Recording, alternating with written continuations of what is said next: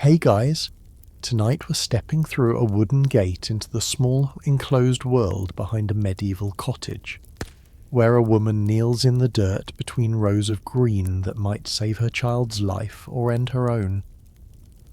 The air smells of crushed mint and turned earth. Chickens scratch near a fence woven from hazel branches, and there, in careful beds no larger than a modern dining table, grows an entire pharmacy that would make your local Walgreens weep with envy. This is the healing garden, the secret weapon of medieval women, the place where mothers became physicians and grandmothers became chemists without ever reading a single medical text written in Latin by men who thought the uterus wandered around the body like a lost puppy. You're about to discover a world where every leaf, every root, every flower petal held potential, where women couldn't own property in most places, couldn't testify in court, couldn't choose their husbands, but could absolutely choose whether to plant feverfew or tansy next to the back door. The story may solve mysteries you never had an explanation for, like why your grandmother insists chamomile tea fixes everything, or why that weird-smelling plant in her garden has been there for 40 years and she guards it like treasure. So, before you explore the story with me, please take a moment to help me subscribe to the channel, like and share this video, or maybe leave a comment below, but make sure you do it when you really like what I bring to you. Maybe tell me where you're watching from, or if your own grandmother had a garden that seemed almost magical. I love hearing your stories, and they help this channel grow so I can bring you more of these peaceful historical journeys. Now, let's keep the lights as soft as possible. Turn on the fan for a gentle sound to help the story feel more emotional, and let's embark on tonight's journey together.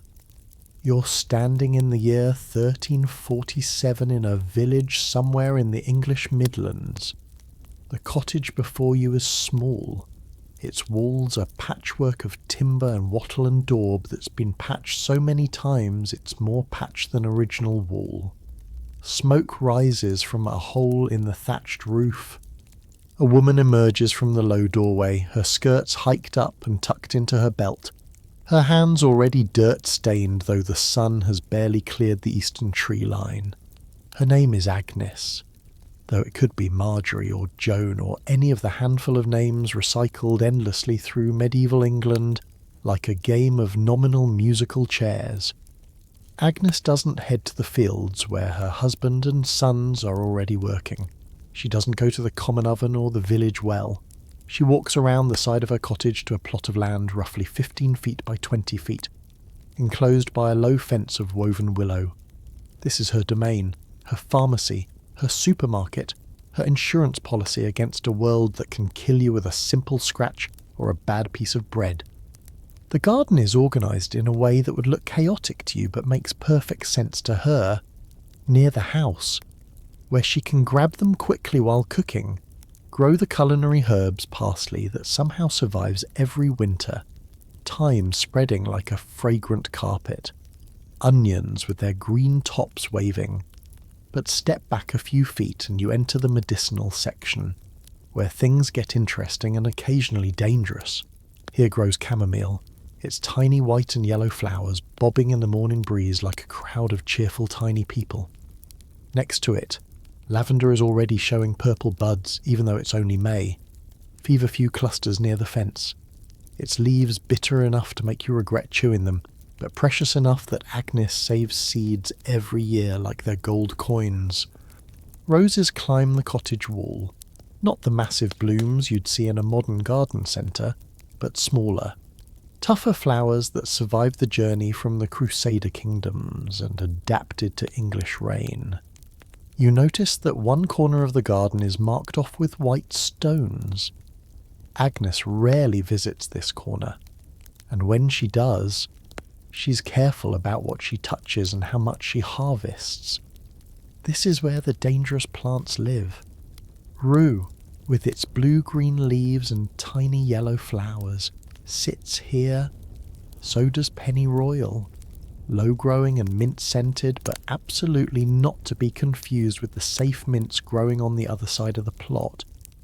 There's a reason these plants are separated.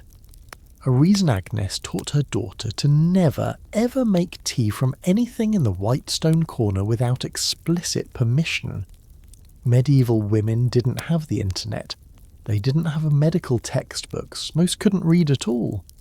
But they had something perhaps more valuable: generations of empirical evidence passed mother to daughter, grandmother to granddaughter, in whispered conversations and hands-on teaching that predated the written word and would survive long after Latin medical texts crumbled to dust. When Agnes's daughter Ela turned 7, Agnes took her into the garden for the first lesson.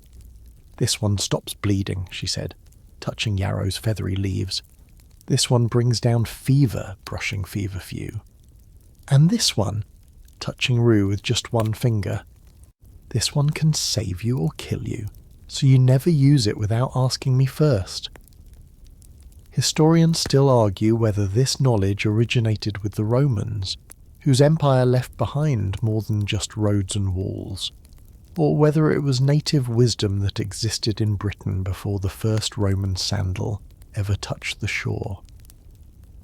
Probably both. Probably a glorious, undocumented mixture of Celtic herb lore and Roman medical practice, blended with Anglo-Saxon traditions and whatever the Normans brought with them in 1066, along with their fancy French words and their stone castles. What's not arguable is that it worked. Not perfectly. Not always. Medieval medicine couldn't cure the Black Death that's about to arrive in Agnes's village within a year. It couldn't fix a truly septic wound or a badly broken bone.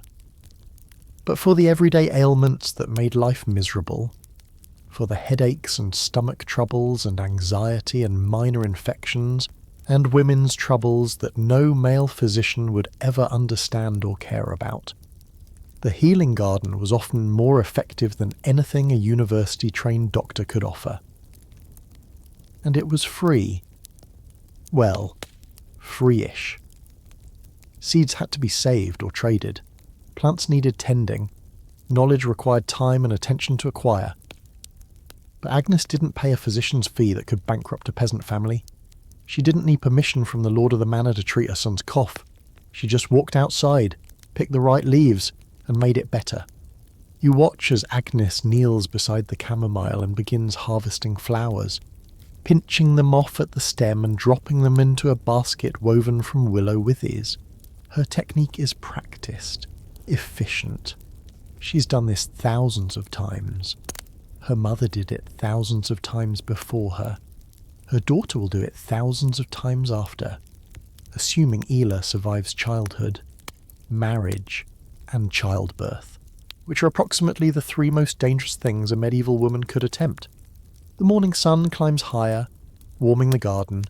Bees arrive, buzzing from flower to flower with single-minded purpose. A cat stalks something in the long grass beyond the fence, and Agnes keeps harvesting, her basket slowly filling with tiny flowers that smell like apples and hope. Agnes pauses in her work, stretching her back and looking across her small kingdom.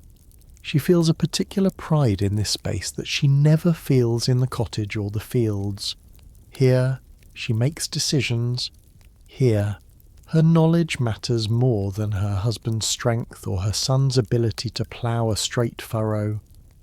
When the baker's wife came last week with terrible stomach pains, it was Agnes she visited, not the barber surgeon in the market town 5 miles away.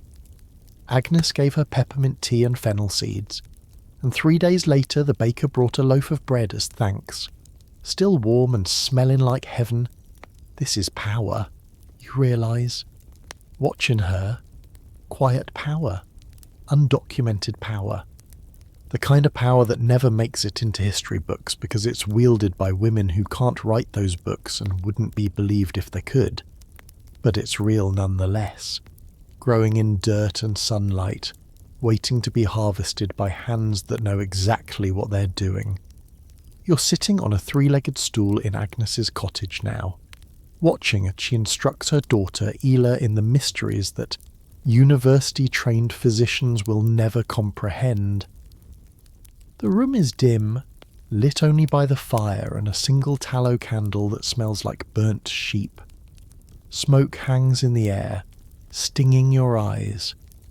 Outside, winter wind howls through gaps in the walls that no amount of mud and straw seem to permanently seal. But inside this moment, something profound is happening.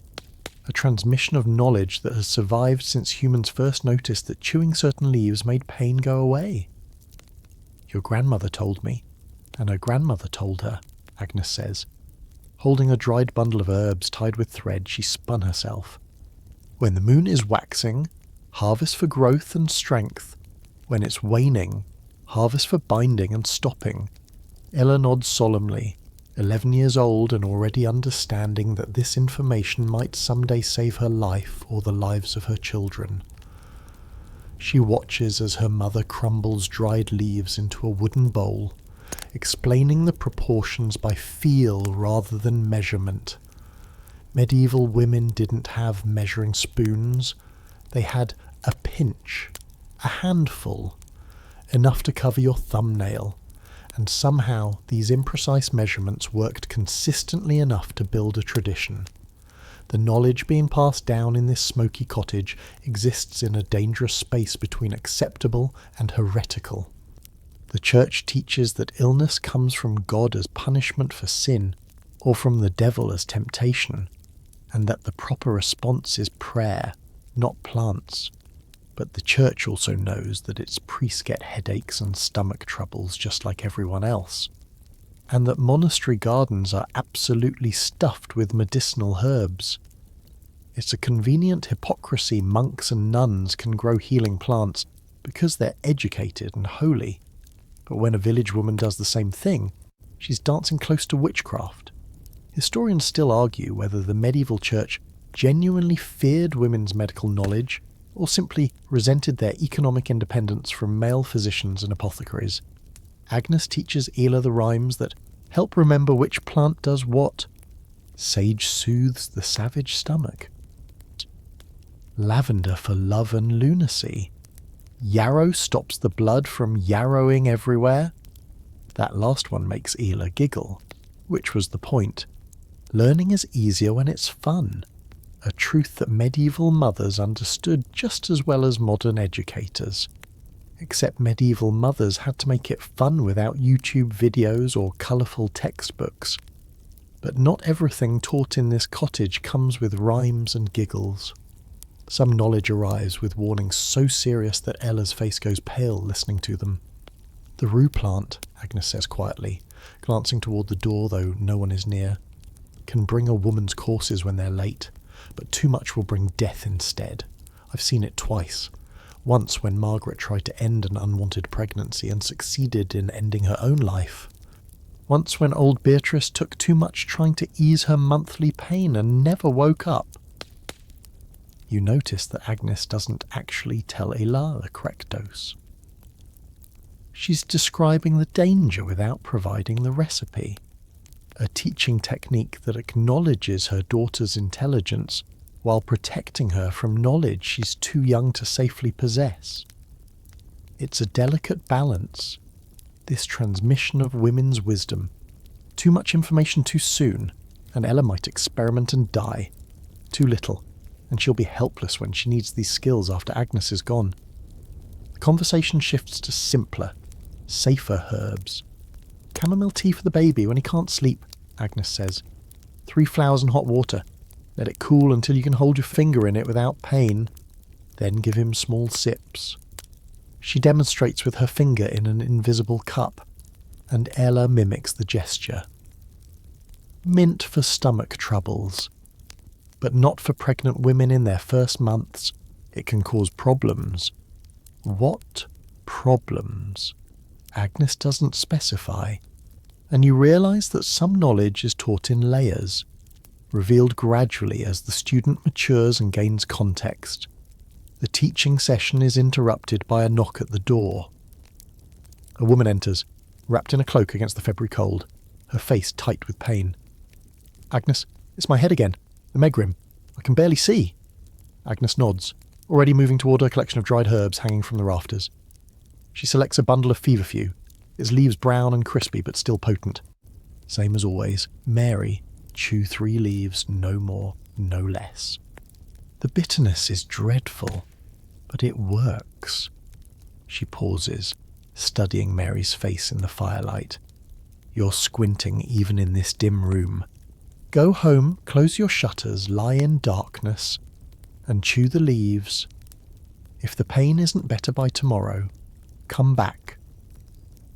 Mary accepts the leaves with trembling hands, trades a small cheese wrapped in cloth, and disappears back into the cold. This is how it works. You realise, this informal economy of healing and payment, existing entirely outside the official structures of male physicians and apothecaries. No licenses, no official approvals, just women helping women, paid in cheese and bread and eggs and the occasional copper coin, building networks of mutual support that the historical record almost entirely ignores. After Mary leaves, Agnes returns to teaching. Feverfew for the megrim, she tells Ella. It tastes like chewing the devil's toenails, but it works when nothing else does. Some people take it every day to prevent the headaches. Others only use it when the pain starts. You'll learn what works for each person because everyone's body is different. The baker's wife needs twice as much mint as the miller's daughter for the same stomach trouble. Why, I don't know. But after 20 years, you learn. This empirical approach, this patient observation of what actually works rather than what theory says should work, puts medieval village women ahead of university physicians who are still arguing about the balance of humours and prescribing treatments based on astrology. While male doctors debate whether bloodletting should happen when Mars is in retrograde, Agnes is noting that Mary's migraines seem to worsen right before her monthly courses and timing her feverfew doses accordingly. Ella asks about the roses growing on the cottage wall. Agnes smiles. The first real smile you've seen since entering the cottage. Roses are noble plants, she says. Every part has a use. The petals in wine make a tonic for sadness. The hips, those red fruits after the flowers fade, make a syrup for coughs that actually tastes good. The leaves can be chewed for mouth sores. Even the thorns have purpose. They remind you to approach beauty with respect. There's almost a poetry to how Agnes speaks about her plants, a reverence that suggests she sees them as partners rather than tools. This isn't surprising when you remember that these herbs stand between her family and disaster. When her son develops a fever, she doesn't have the option of calling a doctor or visiting a pharmacy. She has her garden and her knowledge, and they must be enough. What if you don't know what to do? Ella asks quietly. What if someone comes with a sickness you've never seen? Agnes is quiet for a moment, staring into the fire. Then you admit you don't know. You don't guess. You don't pretend. A wise woman knows the limits of her wisdom. That's what separates us from charlatans and from fools.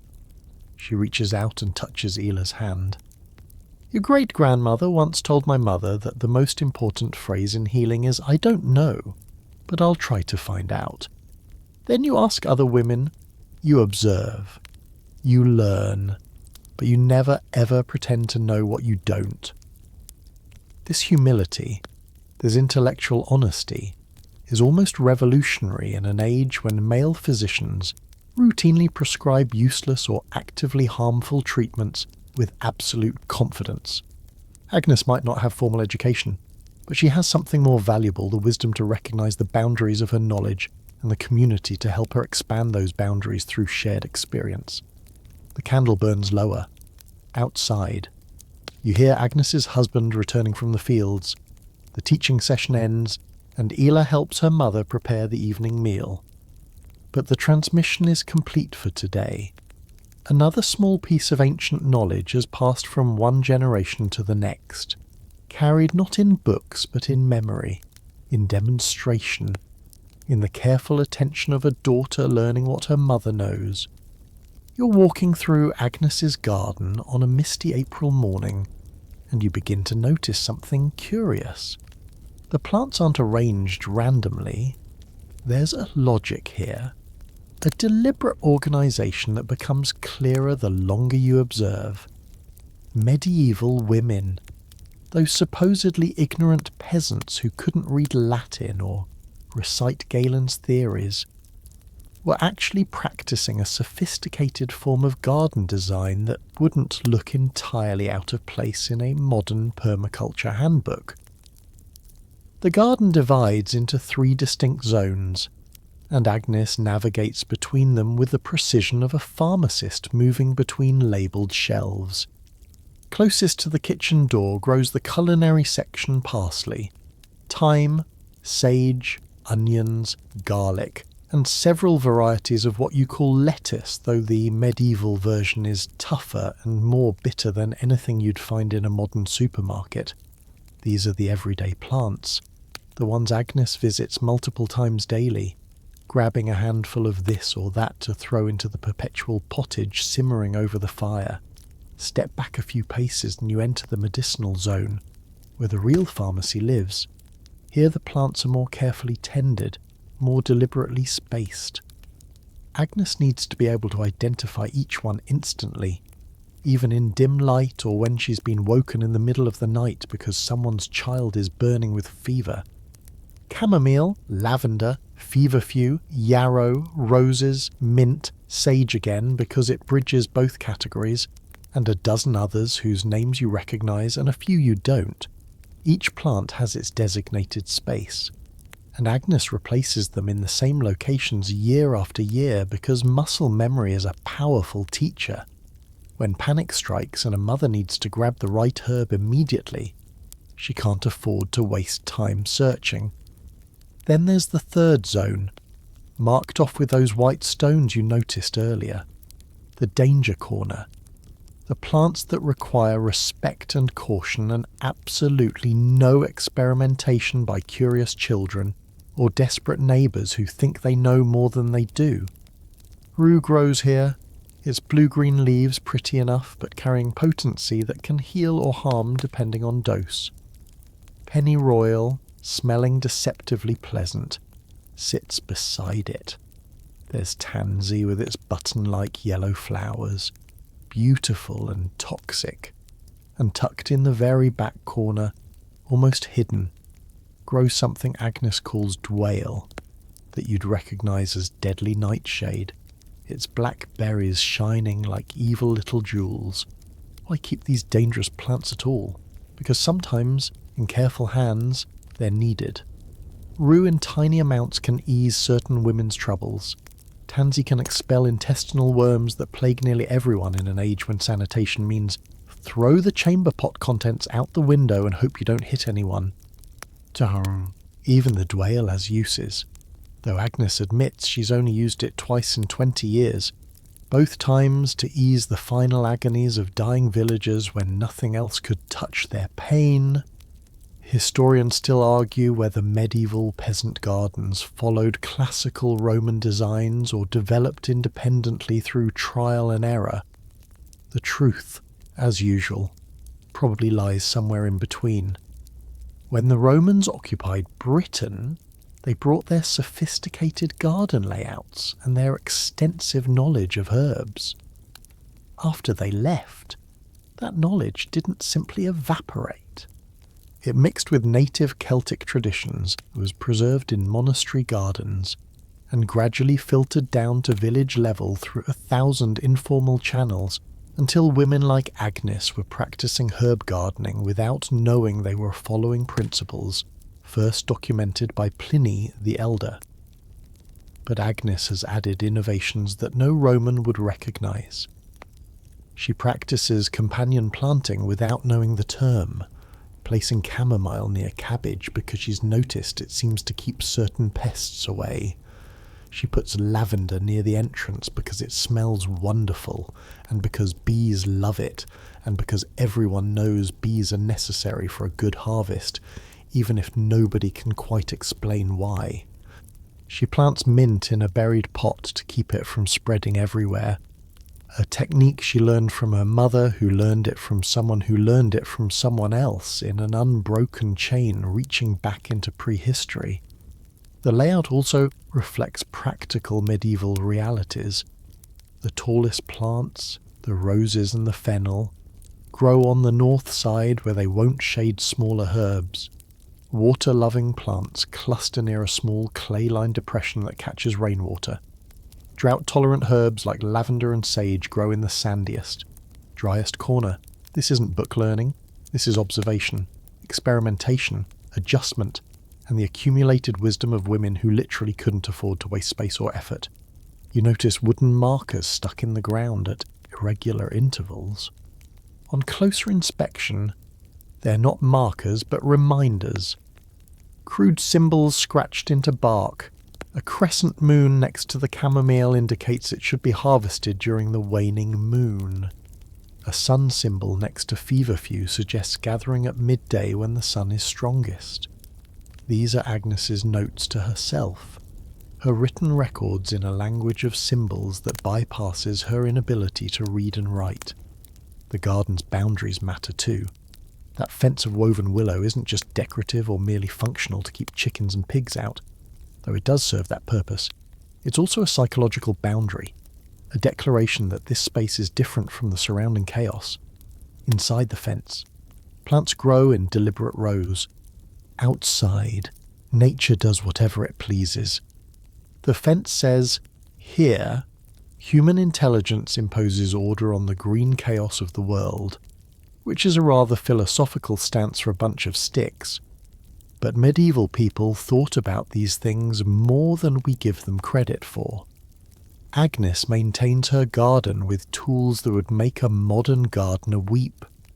A wooden spade with an iron edge. Repaired so many times the wood is more patch than original. A small hand fork made from very deer antler. A pruning knife that once belonged to her father. A watering vessel made from a pig's bladder. These tools are precious, inherited across generations, repaired until repair becomes impossible, and then rebuilt from whatever materials can be found or afforded. She could no more replace her spade than you could casually replace your car. The soil itself is a creation of decades of work. Medieval gardens didn't have bags of fertilizer from the garden centre. They had whatever Agnes could make or acquire kitchen scraps buried in shallow holes. Ashes from the fire mixed with straw and manure from the cow that 3 families share. Human waste from the chamber pot when no one's looking because, yes, medieval people absolutely used humanure, though they'd be horrified by the modern term. The soil in Agnes's garden is dark, crumbly and rich, the product of 20 years of constant amendment and improvement. Weeding is a never-ending battle, one that Agnes fights with her hands and a sharp stick. But interestingly, she doesn't eliminate all weeds. Chickweed is allowed to stay in certain areas because it's edible and medicinal. Dandelions, those modern lawn villains, are actually welcomed for their leaves and roots. What looks like weedy chaos to an uninformed observer is actually selective tolerance, keeping the useful weeds while eliminating true competitors. Pest control in a medieval garden is part observation, part prayer, and part letting nature balance itself. Agnes notices that birds eat many insects, so she tolerates their presence even when they steal berries. She learned that crushing certain strongly scented herbs like tansy and scattering them around vulnerable plants can deter some pests, though she couldn't tell you why because she's never heard of volatile organic compounds or chemical deterrents. She just knows it works, which is all that matters when you're trying to keep your medicinal feverfew from being destroyed by aphids. The garden changes with the seasons in ways that require planning and foresight. Spring means planting and transplanting. Summer brings harvesting and drying. Autumn is for saving seeds and cutting back spent growth. Winter is for planning next year's layout and telling her daughter which plants need replacing because they're getting old and tired. Agnes thinks in cycles, in years-long patterns, in the kind of deep time that modern people with their instant gratification have largely forgotten. Some plants are annuals, dying each winter and requiring replanting each spring. Others are perennials, returning year after year like faithful friends. Agnes knows which is which through experience, not through reading seed packets. She knows that parsley takes forever to germinate because it goes to the devil and back 7 times before sprouting. As her grandmother used to say, she knows that mint will take over the entire garden if given half a chance, which is why it lives in that buried pot like a prisoner in a very pleasant jail. You're standing beside a climbing rose on a June morning, watching its pale pink petals unfold in the early sunlight, and you're about to discover that nearly everything you think you know about medieval roses is wrong. These aren't the massive, blousy, scentless blooms engineered by modern horticulture. These are smaller, tougher, infinitely more fragrant flowers that came to England in the saddlebags of crusaders who recognised beauty even in the midst of holy war. And medieval women like Agnes didn't grow them for romance or decoration, though those were pleasant side benefits. They grew them because roses were walking, climbing, blooming pharmacies. Agnes approaches the rose with a wicker basket and a small knife, moving with the reverence most people reserve for entering churches. She's waiting for the dew to dry because wet petals mould easily, and mouldy medicine helps no one. The roses growing against her cottage wall are Rosa gallica, though Agnes calls them simply the red roses, to distinguish them from the white roses growing near the garden gate. She doesn't know that wealthy nobles are about to spend 30 years killing each other over which colour rose should symbolise the rightful King of England.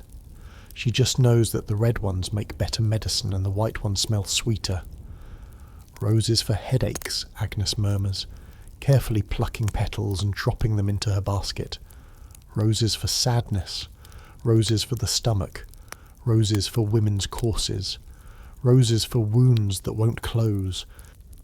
She could continue listing rose applications for another 10 minutes because medieval herbalists had discovered something that modern science is only recently confirming: roses contain compounds that are genuinely therapeutic, not just pleasant-smelling placebos.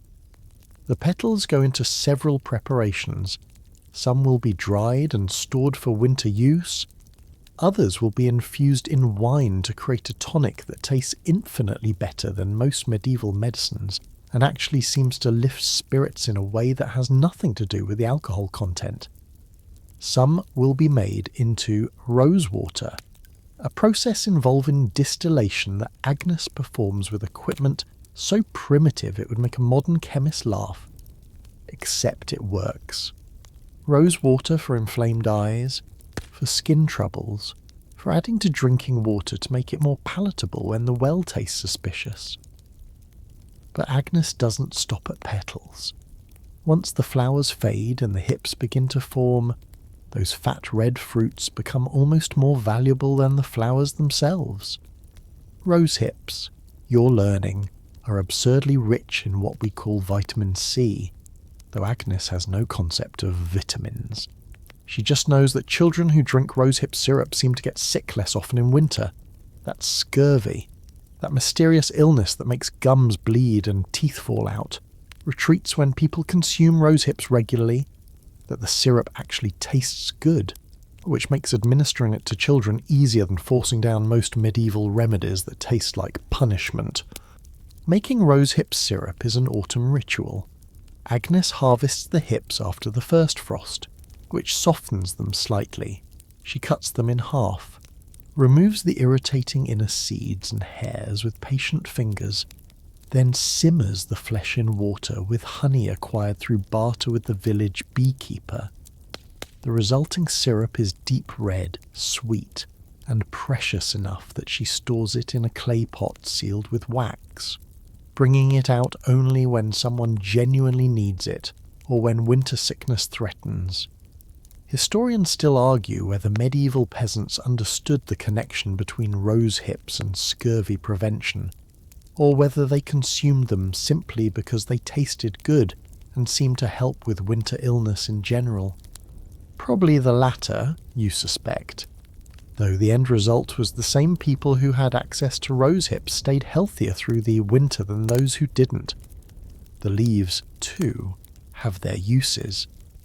Agnes gathers them sparingly, not wanting to strip the plant and weaken it, but a few leaves steeped in hot water make a gentle astringent for mouth sores.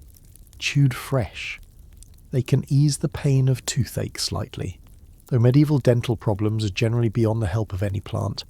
When her son fell and scraped his knee raw, Agnes washed the wound and then applied crushed rose petals mixed with honey, a combination that modern research has confirmed possesses both antibacterial and wound-healing properties that actually work. Even the thorns serve a purpose in Agnes's worldview.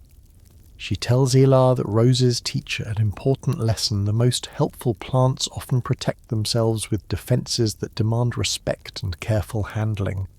It's a metaphor that extends to many herbs in the garden, particularly those in the white stone corner. Beauty and danger, healing and harm, can grow on the same stem depending on how you approach them. The scent of roses serves a function that goes beyond mere enjoyment in medieval life, where merely enjoying something is almost a foreign concept. Roses mask the pervasive smell of medieval existence: unwashed bodies, rotting teeth, chamber pots, animals living in close quarters with humans, garbage heaps, open sewers in towns. Wealthy people carry pomanders, little balls of precious spices to hold under their noses when walking through cities. Poor people grow roses and lavender and crush the petals to carry in their pockets or tuck into their clothing. Agnes makes a simple rose vinegar by filling a jar with petals and covering them with the sour wine that passes for vinegar in other medieval villages. After a few weeks, she strains it and uses the scented vinegar for washing her face and hands. It's a small luxury, a moment of feeling clean and pleasant smelling in a world that offers few such moments to peasant women. That the vinegar also happens to be mildly antibacterial and good for the skin is a bonus she doesn't scientifically understand, but empirically knows. The rose's association with the Virgin Mary makes it religiously acceptable in a way that some other healing herbs are not. A plant beloved by the Mother of God can hardly be suspicious or sinful.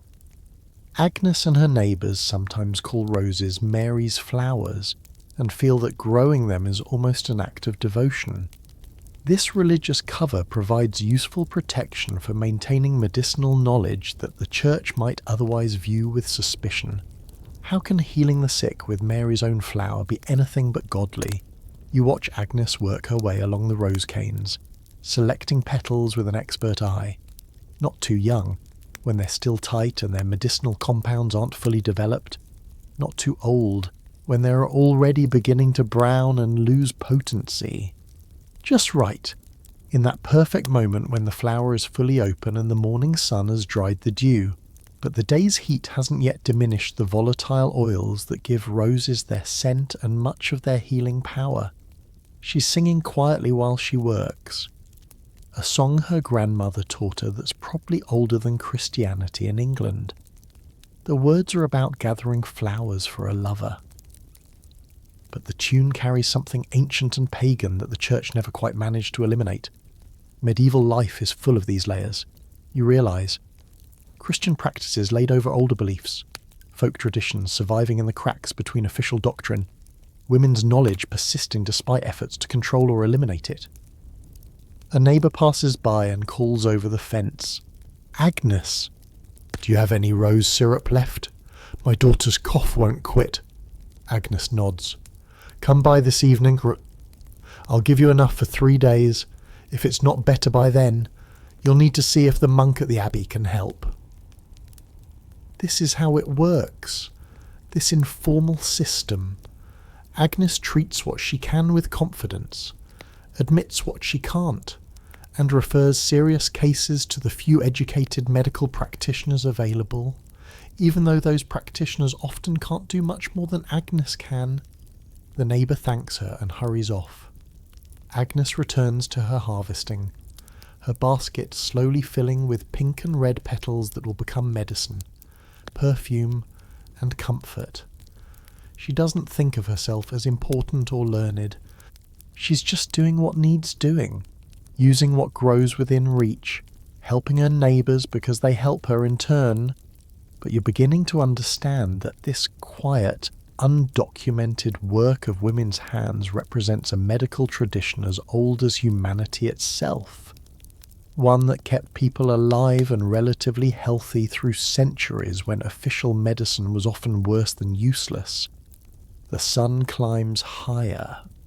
The roses continue blooming, patient and generous, offering their gifts to anyone with the knowledge to use them properly. You're kneeling beside a patch of chamomile on a warm July afternoon, and the scent rising from the crushed flowers smells exactly like apples left in the sun, sweet and drowsy and impossibly comforting.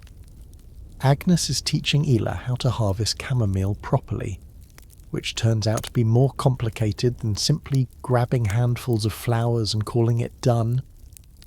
There's a technique here, a precision that matters because chamomile is possibly the most used plant in Agnes's entire garden.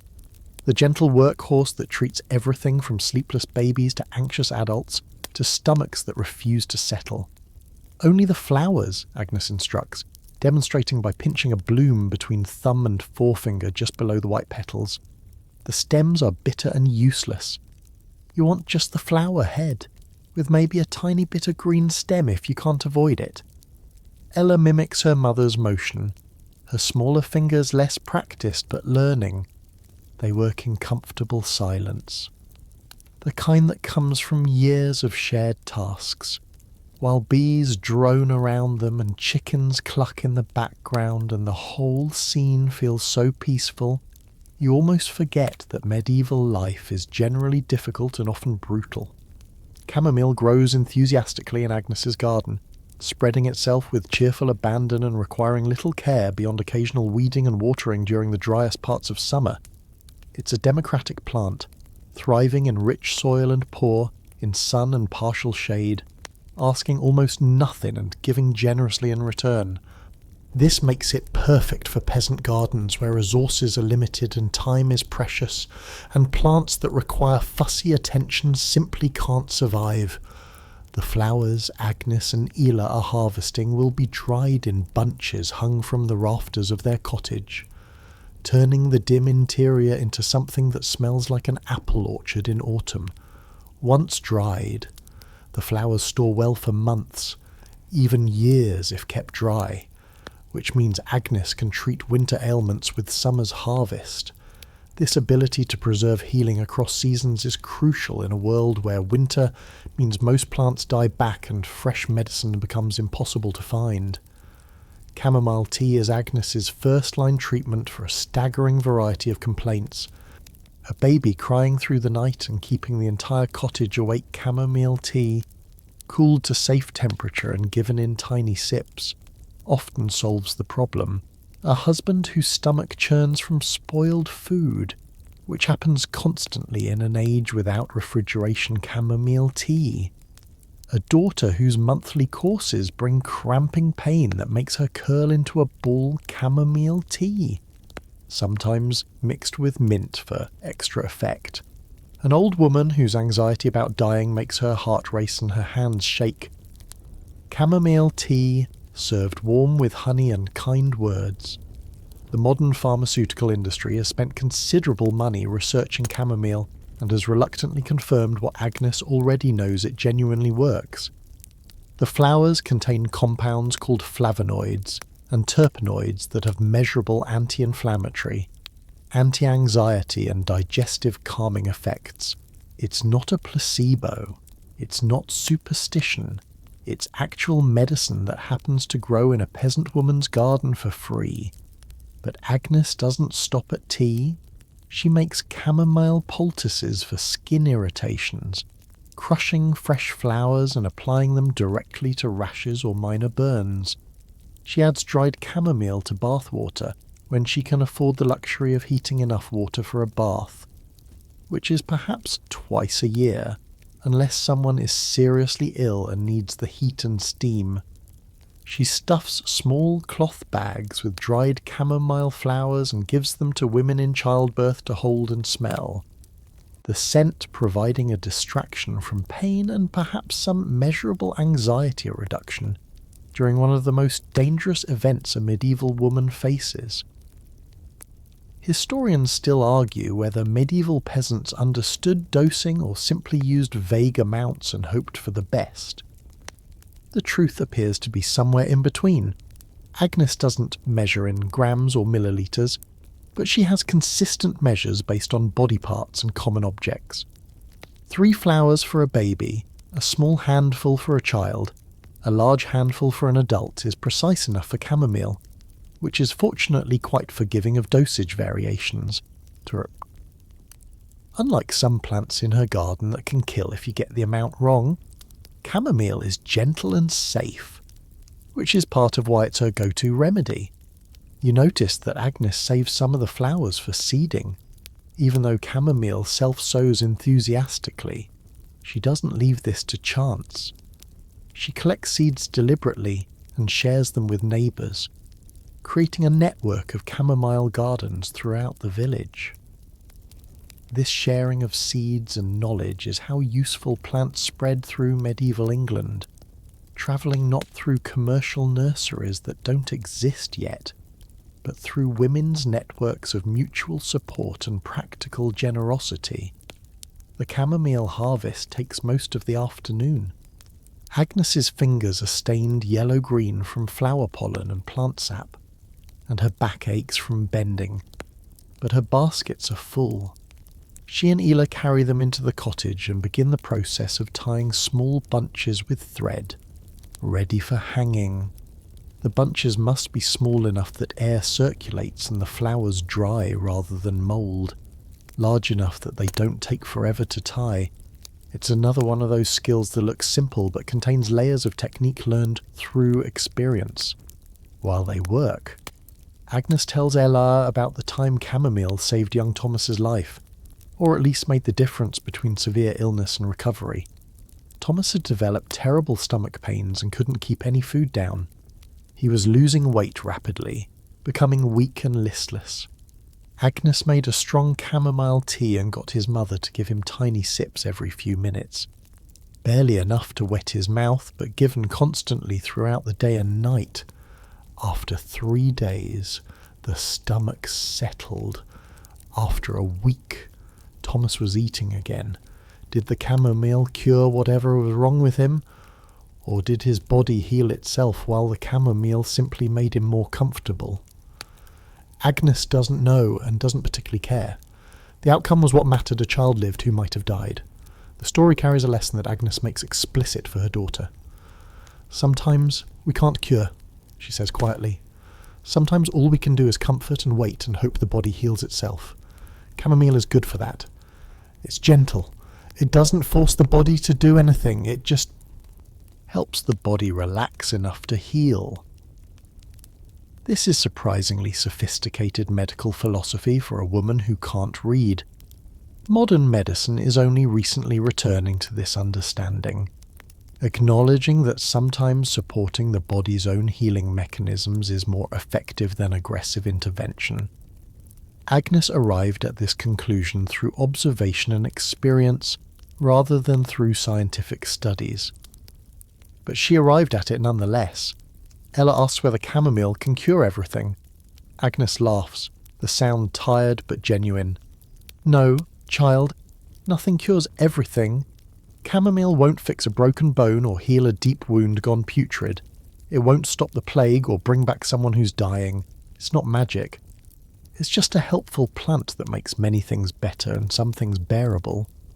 That's enough. There's wisdom in that limitation, in knowing what chamomile can and cannot do. Agnes doesn't make wild claims or promise miracles. She offers realistic help for realistic problems, which is more honest than many medieval physicians who prescribe elaborate treatments based on theoretical humours and astrological charts while ignoring whether patients actually improve. The drying bundles now hang from every available rafter beam, transforming the cottage into a fragrant forest of upside-down flowers. Agnes looks at them with satisfaction, seeing not just flowers but future remedies, solutions to problems that haven't yet occurred, comfort stored against winter's inevitable sicknesses. This is security in a world that offers little security to peasant women. This is power in a world that grants women little power. The ability to say my child is crying and I can help, or my husband is in pain and I can ease it, or my neighbour is suffering and I have something to offer.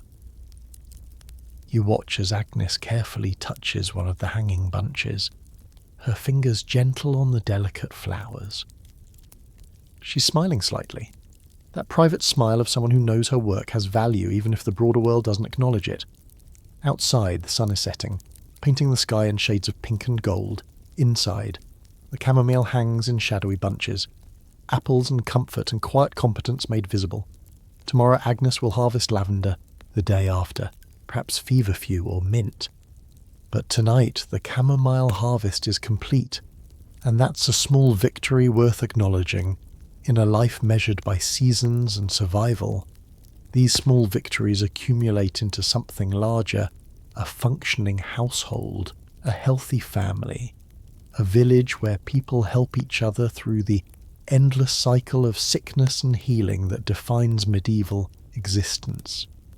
You're standing in Agnes's garden on a crisp September morning, watching as she reverently harvests sage leaves, and you're about to learn why this particular plant holds an almost mythical status in medieval medicine.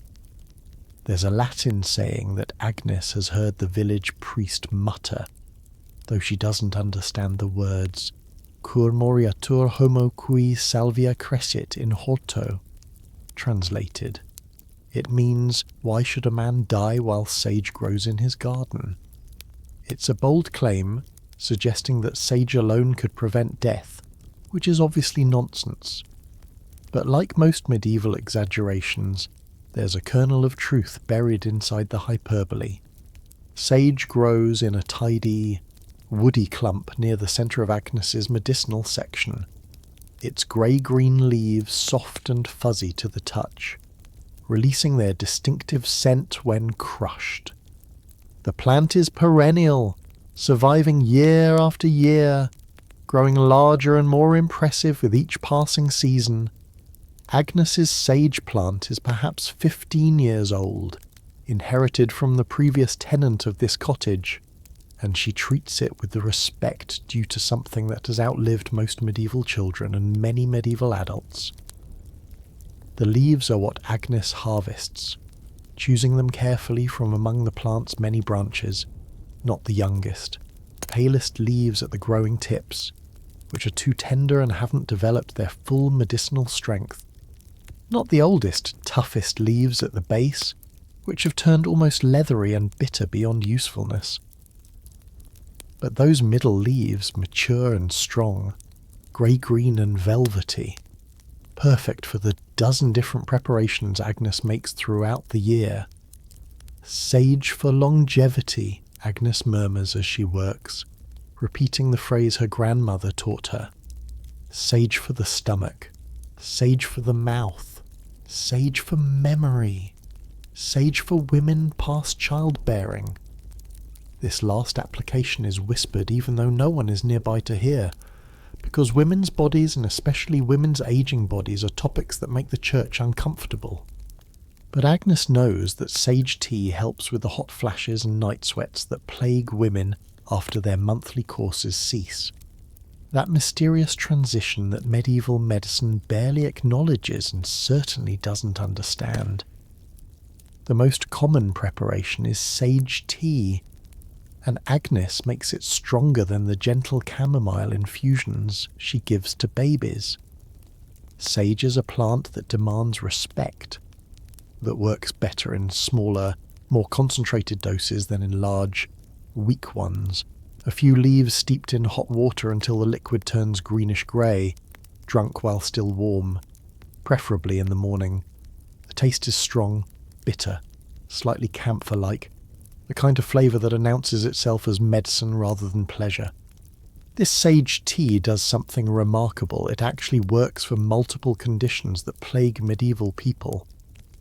Modern science has confirmed that sage contains compounds with genuine antibacterial, anti-inflammatory and antioxidant properties. It really does help with sore throats and mouth infections. It genuinely aids digestion. The claims about improving memory and cognition are harder to prove scientifically, but recent studies suggest there might be something there.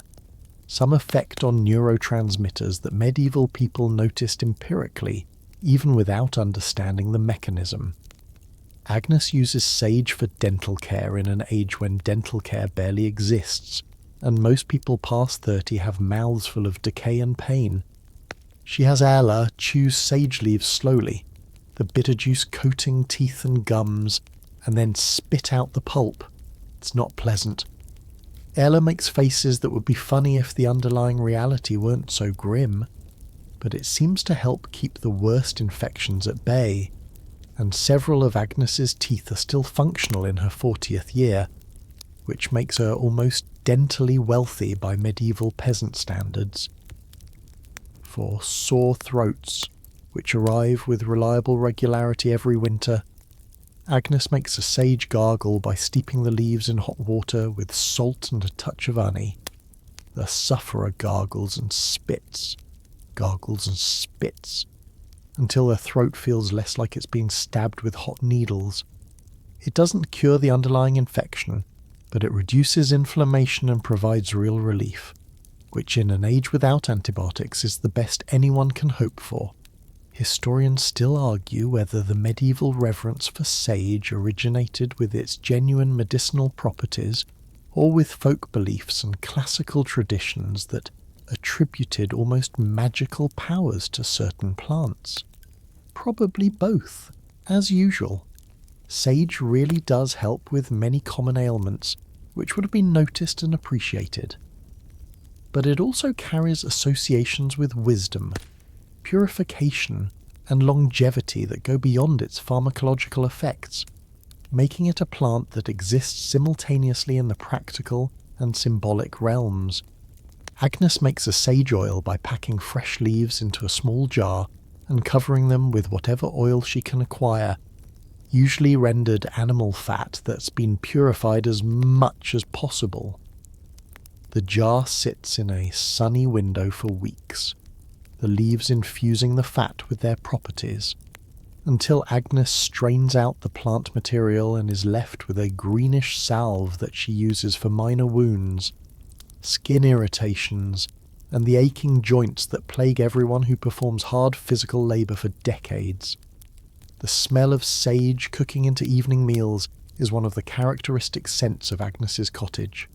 She uses it generously in the pottage, that perpetual stew that simmers over the fire and gets added to daily with whatever ingredients are available.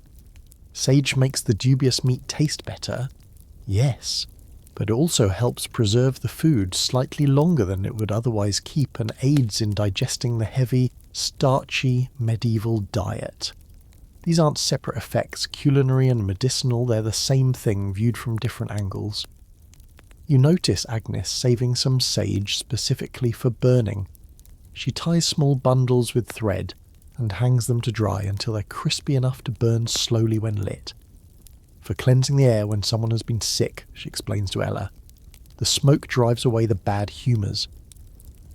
This is one of those practices that straddles the line between practical and superstitious. Does sage smoke actually disinfect the air in any meaningful way? Probably not significantly. Does it smell better than the sickroom reek of sweat and waste and suffering? Absolutely. Does the ritual of cleansing provide psychological comfort to everyone involved? Certainly. Medieval medicine works on multiple levels simultaneously, and dismissing the psychological and social components as mere superstition misses how healing actually happens in human communities. Ella asks why sage is considered so powerful when other plants seem equally useful. Agnes considers this while continuing to harvest leaves, her hands never stopping their practiced motion. Sage stays green through winter, she finally says. Not fully green like in summer, but it doesn't die back completely like most plants. It persists. That means it's strong, that it has the power to resist death and cold. We hope that power transfers to us when we use it. This is sympathetic magic. The belief that things with similar properties can transfer those properties between them. Medieval people didn't have our modern understanding of active compounds and pharmacology, so they developed other frameworks for understanding why medicines work. Sometimes those frameworks led them astray, prescribing useless treatments based on superficial similarities. But sometimes, as with sage, the reasoning was wrong but the conclusion was right. Sage is indeed powerful medicine. Agnes also uses sage in preparations for women giving birth, though she's careful about this because attending births without being an official midwife can attract dangerous attention. But when her neighbour went into labour last spring, Agnes brought sage tea to help with the pain and sage-infused oil to massage the labouring woman's back. Did it help? The woman survived and the baby lived, which is success by medieval standards, though whether sage deserves any credit is unknowable. The harvest basket fills with grey-green leaves that Agnes will dry carefully, spreading them on a clean cloth in the shadiest part of the cottage where they won't be disturbed. Sage requires patient drying because the leaves are thick and hold moisture, and if rushed they'll mould rather than dry. It takes weeks before they're crispy enough to store in sealed containers, but properly dried sage keeps for years, losing some potency but remaining useful long after harvest. You watch Agnes touch the sage plant affectionately once she's finished harvesting, a gesture of thanks to something she views almost as a partner in her work of keeping her family healthy. The plant will recover from this harvesting, sending out new growth before winter, ready to survive the cold and return even stronger next spring. This resilience, this persistence, is why sage has earned its reputation across centuries and cultures as a plant of wisdom and longevity. You're sitting beside Agnes on a grey October afternoon, watching her demonstrate feverfew preparation to a group of 3 village women who've gathered in her cottage, and you're about to witness medieval women's healthcare in action. The plant they're discussing looks deceptively cheerful, with its small white daisy-like flowers and feathery green leaves. But the women treat it with the seriousness reserved for serious medicine. Feverfew, you're learning, is the medieval answer to migraines, those devastating headaches that can turn a functional person into someone curled in a dark room, praying for relief or death, whichever comes first. The megrim, Agnes calls it, using the medieval term that will eventually evolve into migraine. She's had them herself, knows intimately that particular hell of pounding pain, visual disturbances that make the world shimmer and fragment, nausea that makes eating impossible, and sensitivity to light so extreme that even a candle flame feels like staring into the sun.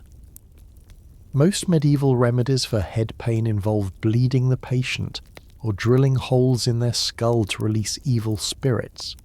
Treatments that are approximately as helpful as they sound, but feverfew actually works, a fact that Agnes discovered through experimentation and that modern pharmaceutical research has grudgingly confirmed. The women watch as Agnes demonstrates the chewing method. She plucks 3 fresh leaves from her feverfew plant, which is still producing new growth despite the approaching winter. 3 leaves, she emphasises, holding them up. Not 2, not 4, 3, every day for prevention, or at the first sign of the megrim coming on. She puts the leaves in her mouth and begins chewing, and immediately her face contorts into an expression of profound disgust. "It tastes like the devil's armpit," she manages to say around the leaves, and the other women laugh nervously because they've all tried this before and know she's not exaggerating.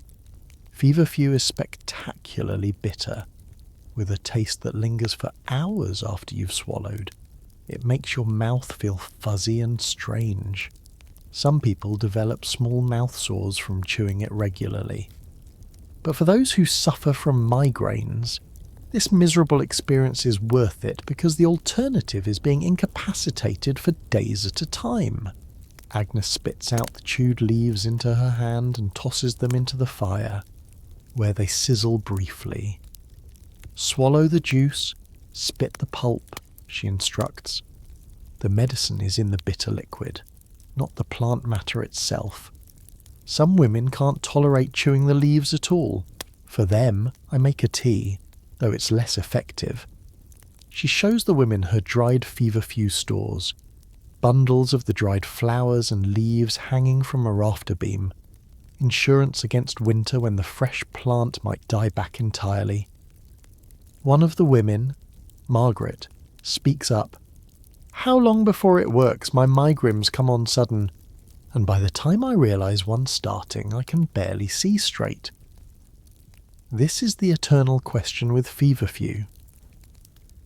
And Agnes's answer reflects her honest uncertainty. It works different for different people, she admits. Some women take it daily and never get the megrim at all. Others only use it when they feel one coming, and it stops the worst of the pain. A few lucky souls can take it after the headache starts and still get relief. You'll have to experiment to find what works for you. This individualized approach to medicine is surprisingly modern. Agnes understands that bodies respond differently to the same treatment, that what cures one person might barely help another, and that finding the right remedy often requires trial and error. Medieval physicians with their rigid theories about humours and their one-size-fits-all treatments could learn something from this peasant woman's empirical flexibility. Historians still argue whether medieval people understood feverfew's preventive properties or simply used it as acute treatment when headaches occurred. The evidence suggests both approaches existed simultaneously, with different women arriving at different protocols through their own experience. What's not arguable is that feverfew contains a compound called parthenolide that genuinely reduces the frequency and severity of migraines, making this one of the few medieval remedies that modern medicine has validated rather than dismissed. Agnes tells the women about different feverfew preparations she's tried. Fresh leaves chewed are most effective but most unpleasant. Dried leaves in tea are more tolerable but less potent. She's experimented with mixing feverfew with mint to mask the bitterness. With mixed results, the taste improves slightly, but the mint can upset some stomachs. She's tried making a tincture by soaking the leaves in strong ale, but the alcohol content makes it impractical for daily use, and most of her neighbours can't spare ale for medicine anyway. The flowers work too, Agnes adds, though not as strongly as the leaves. If you have a weak stomach that can't handle the bitterness, try a tea made from just the flowers. It's gentler. She demonstrates by crumbling dried feverfew flowers into a cup and pouring hot water over them. The resulting tea is pale yellow-green and smells like some distant cousin of chamomile, though the taste is still definitely bitter. One of the women sips it experimentally and makes a face, but nods. I can drink this, she says. The leaves I cannot manage. The conversation shifts to side effects, because Agnes is careful to warn about these, even though the concept of side effects won't be formally named for centuries. Some women develop sores in their mouth from chewing the leaves daily, she says. If that happens, stop for a few days, let your mouth heal, then try again, but only every other day. One woman asks whether feverfew is safe during pregnancy, and Agnes's face grows serious. I don't know, she admits. I've never taken it while pregnant, and I wouldn't recommend it. Better to suffer the megrim than risk the baby. This caution is wise because modern research has confirmed that feverfew can stimulate uterine contractions and should indeed be avoided during pregnancy. Agnes arrived at this conclusion not through understanding the mechanism, but through a combination of folk wisdom passed down from older women and her own conservative principle that pregnant women should avoid anything strong or potentially dangerous unless absolutely necessary. Margaret asks the question that's been hovering unspoken in the room. The priest says that suffering is godly, that we should offer our pain to God rather than seeking relief. Is it sinful to use feverfew? Agnes is quiet for a long moment, choosing her words carefully because this is dangerous theological territory for an illiterate peasant woman. I think, she finally says, that God gave us plants for a reason. The Bible speaks of herbs for the service of man. If God didn't want us to use feverfew, why would it grow? Why would it work? This is folk theology, practical religion that exists somewhat separate from official church doctrine. The women nod, accepting this reasoning that allows them to pursue pain relief without feeling they're defying God. It's a small rebellion. This insistence that suffering is not always noble and that relief is not always sinful, but it's a rebellion nonetheless. One that medieval women engage in quietly every time they reach for their healing gardens, instead of submitting passively to pain. Agnes distributes feverfew starts to the women, small plants carefully dug from around her main feverfew patch.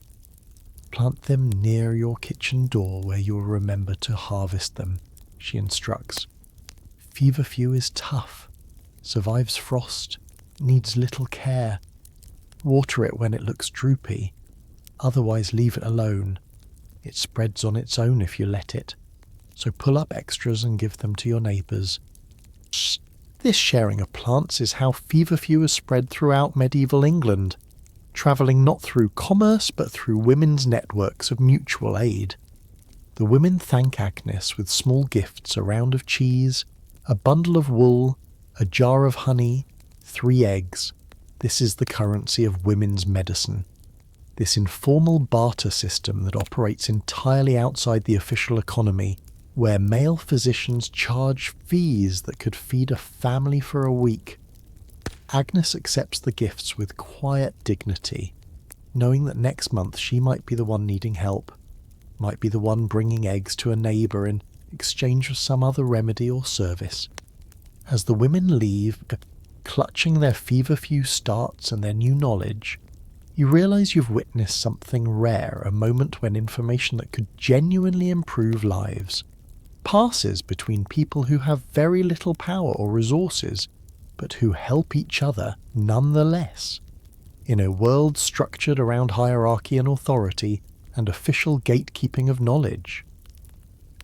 These informal gatherings of women teaching women represent a small but significant crack in the system.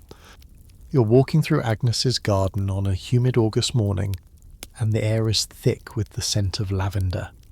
That distinctive perfume that somehow smells purple even before you see the flowers. Agnes is harvesting armfuls of the long purple spikes, cutting them with her small iron knife and laying them gently in a basket lined with cloth. Lavender grows enthusiastically along the southern edge of her garden, where it receives maximum sunlight and the sandy soil drains quickly, exactly the conditions this Mediterranean transplant prefers.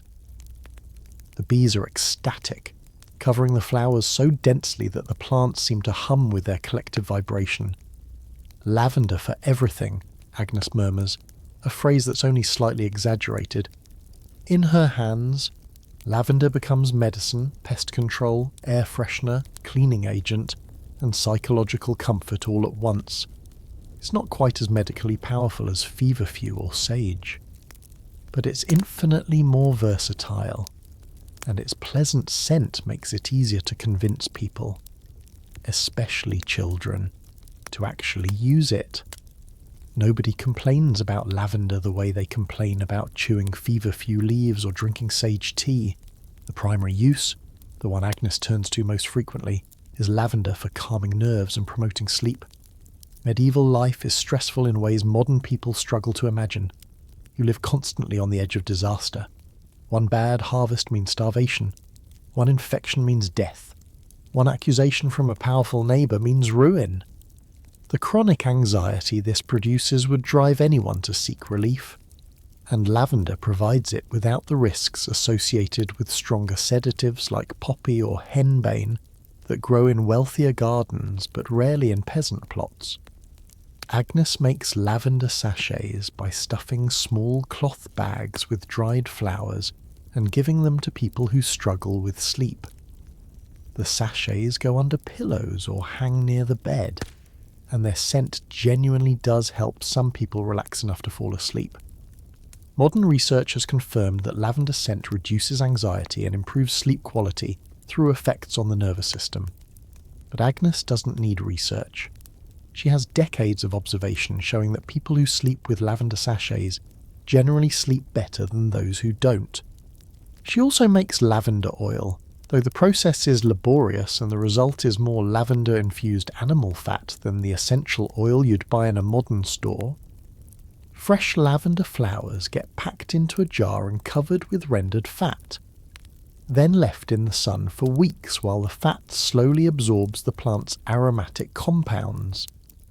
The resulting salve is used for minor burns, skin irritations, and insect bites. And it actually works partly because lavender has mild antibacterial and anti-inflammatory properties, and partly because any barrier protecting damaged skin helps it heal. But perhaps lavender's most important function in medieval life is making existence smell better. You cannot overstate how much medieval life smells. People rarely bathe, teeth rot in mouths. Animals live in close proximity to humans. Garbage accumulates, human waste goes into chamber pots that get emptied out windows. The general reek of medieval existence is relentless and inescapable, a constant assault on the nose that people become somewhat accustomed to but never truly immune to. Lavender fights back against this olfactory nightmare. Agnes scatters dried lavender on the floor of her cottage, where it gets crushed underfoot and releases its scent. She hangs bundles of it from the rafters, creating a purple canopy that makes the dim interior smell like summer gardens instead of smoke and humanity. She adds lavender to the rinse water when washing clothes, which are washed perhaps 4 times a year at most. She even chews lavender flowers occasionally to make her breath smell less offensive, though this practice is less common because the flowers are too valuable to waste on vanity. The pest-repelling properties of lavender are valued almost as highly as its scent. Agnes knows empirically what modern science has confirmed: many insects dislike lavender's strong smell. She hangs lavender bundles in the cottage to discourage fleas, which are constant companions in medieval households where humans and animals share space. She puts dried lavender in storage chests to protect wool clothing from moths. She scatters it around the grain storage to deter weevils and other pests, though this works only moderately well because medieval grain storage is generally a losing battle against determined vermin. Historians still argue whether medieval peasants understood the connection between lavender and pest control, or whether they simply liked the smell and the pest reduction was a happy accident they eventually noticed. Probably the latter evolved into the former over generations, with women observing that storage chests containing lavender had fewer moth-damaged garments and gradually making the connection explicit. Agnes uses lavender in preparations for headaches, though not the severe migraines that require feverfew. For ordinary tension headaches brought on by stress or eye strain or hunger, she makes a lavender compress by steeping the flowers in hot water, soaking a cloth in the liquid and applying it to the forehead. The combination of the warm compress, the soothing scent, and lavender's genuine mild analgesic properties often provides relief. Is it as effective as modern painkillers? Absolutely not. But it's better than nothing, and nothing is what most medieval people have access to for ordinary aches and pains. She's discovered that lavender helps with digestive troubles, particularly the kind brought on by anxiety rather than bad food. When someone's stomach churns from worry, lavender tea can settle it, acting on both the psychological cause and the physical symptoms simultaneously. Agnes doesn't understand the mechanism, the way lavender's compounds affect smooth muscle tissue in the digestive tract and reduce stress-related inflammation, but she knows that it works often enough to be worth trying. Ella asks why lavender is purple, and Agnes doesn't know the answer because medieval people don't think about plant pigments or evolutionary biology. But she has her own explanation, which is lovely even if scientifically incorrect. Lavender grew in the Holy Land, she says, where our Lord walked. It absorbed some of the holiness there, and that's why it's the colour of bishops' robes, why it smells like heaven, why it brings peace. This mythological explanation serves multiple purposes. It makes lavender memorable for a child learning plants. It provides religious cover for using medicine, and it adds beauty to the mundane work of harvesting flowers. The lavender harvest takes hours, and Agnes's hands are stained purple by the time she's finished. She's cut perhaps 30 large bundles, which will be tied and hung to dry upside down in the cottage. As they dry, they'll drop flowers and debris, which Agnes will carefully collect and use for sachets and teas. Nothing is wasted. The stems, once the flowers are removed, will be added to kindling to make fires that smell pleasant. Even the root can be dug up and used, though Agnes rarely does this because it kills the plant and she values her lavender too much to sacrifice it, unless absolutely necessary. You watch as she demonstrates lavender water preparation for Ella. Fresh flowers get crushed and soaked in water, creating a fragrant liquid that can be splashed on the face and hands as a rudimentary perfume and cleanser. Wealthy people have access to imported rosewater from the east, but peasants make do with lavender water, which is almost as pleasant and grows right outside the door. Agnes uses it sparingly, saving it for special occasions like saints' days or when the priest visits. Moments when she wants to present herself as clean and respectable despite the impossible challenge of maintaining cleanliness in medieval conditions. Lavender also serves social functions beyond medicine. Agnes gives small bundles as gifts to neighbours at weddings and baptisms, tied with coloured thread when she can acquire it. These gifts convey good wishes, practical help, and aesthetic pleasure all at once. The recipient can use the lavender medicinally, or simply enjoy its scent, or hang it as decoration. The multiplicity of uses makes lavender the perfect gift in a culture where everything must serve multiple purposes because resources are too scarce to waste on single-function items. The psychological effect of lavender shouldn't be underestimated. In a world of browns and greys, where most peasant clothing is undyed and most buildings are wood or mud-coloured, lavender brings vibrant purple beauty into existence. The flowers are genuinely lovely, the scent is genuinely pleasant, and these aesthetic qualities provide real comfort to people whose lives contain little beauty. Agnes doesn't articulate this consciously, but she feels that her lavender makes her cottage a better place to be, makes her family happier, makes the grinding difficulty of peasant existence slightly more bearable.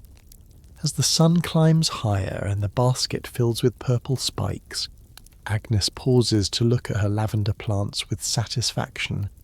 They're thriving this year, growing tall and full, promising abundant harvest. Next year she'll divide some of them, creating new plants to expand her lavender patch or share with neighbours. This long-term thinking, this investment in future abundance, is characteristic of how Agnes approaches her garden, not as a collection of individual plants, but as a living pharmacy that must be maintained and expanded over time to serve her family and community in years to come. You're kneeling beside Agnes in a muddy field just beyond her garden fence, where yarrow grows wild in untidy clumps that nobody planted and nobody tends but everyone values. The plant is deceptively delicate looking, with feathery leaves like green lace and flat-topped clusters of tiny white or pale pink flowers that attract butterflies and bees. But this delicate appearance conceals yarrow's true nature as one of the most powerful wound-healing plants available to medieval people. A plant so effective at stopping bleeding that it carries names like soldier's woundwort and bloodwort, and legends connecting it to warriors from ancient Greece. Agnes is teaching Ayla the story while they harvest, because stories make information memorable and yarrow deserves a good story. They say Achilles used yarrow to heal his soldiers during the Trojan War, Agnes begins, though she pronounces Achilles in a way that would make Greek scholars weep, and she's fuzzy on details about who the Trojans were, or when this war supposedly happened. He learned about it from a centaur, a creature that was half man and half horse. Ayla's eyes widen because medieval children love stories about magical creatures almost as much as modern children do. Whether Achilles actually used yarrow is unknowable and probably irrelevant, but the legend persists because it captures something true. Yarrow has been stopping bleeding for thousands of years, used by soldiers on battlefields across Europe and Asia, passed from culture to culture and generation to generation as reliable medicine in an age when reliable medicine is desperately rare. The plant's scientific name, Achillea millefolium, preserves the legendary warrior's name, which is a nice touch even if the historical connection is dubious.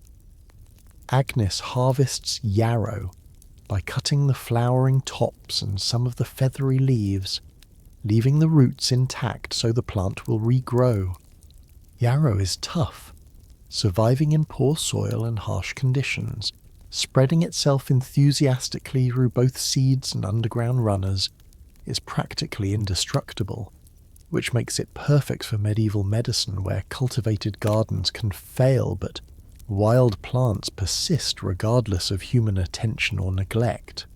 The primary use is exactly what the legend suggests: stopping bleeding when someone cuts themselves, which happens constantly in a world full of sharp tools and few safety measures. Agnes applies crushed fresh yarrow directly to the wound. The plant contains compounds that promote blood clotting, and the effect is rapid and visible. Blood that was flowing freely slows, then stops, often within minutes. Modern research has confirmed that yarrow contains achillene and other compounds that genuinely accelerate coagulation, making this one of the rare cases where folk medicine and scientific medicine completely agree.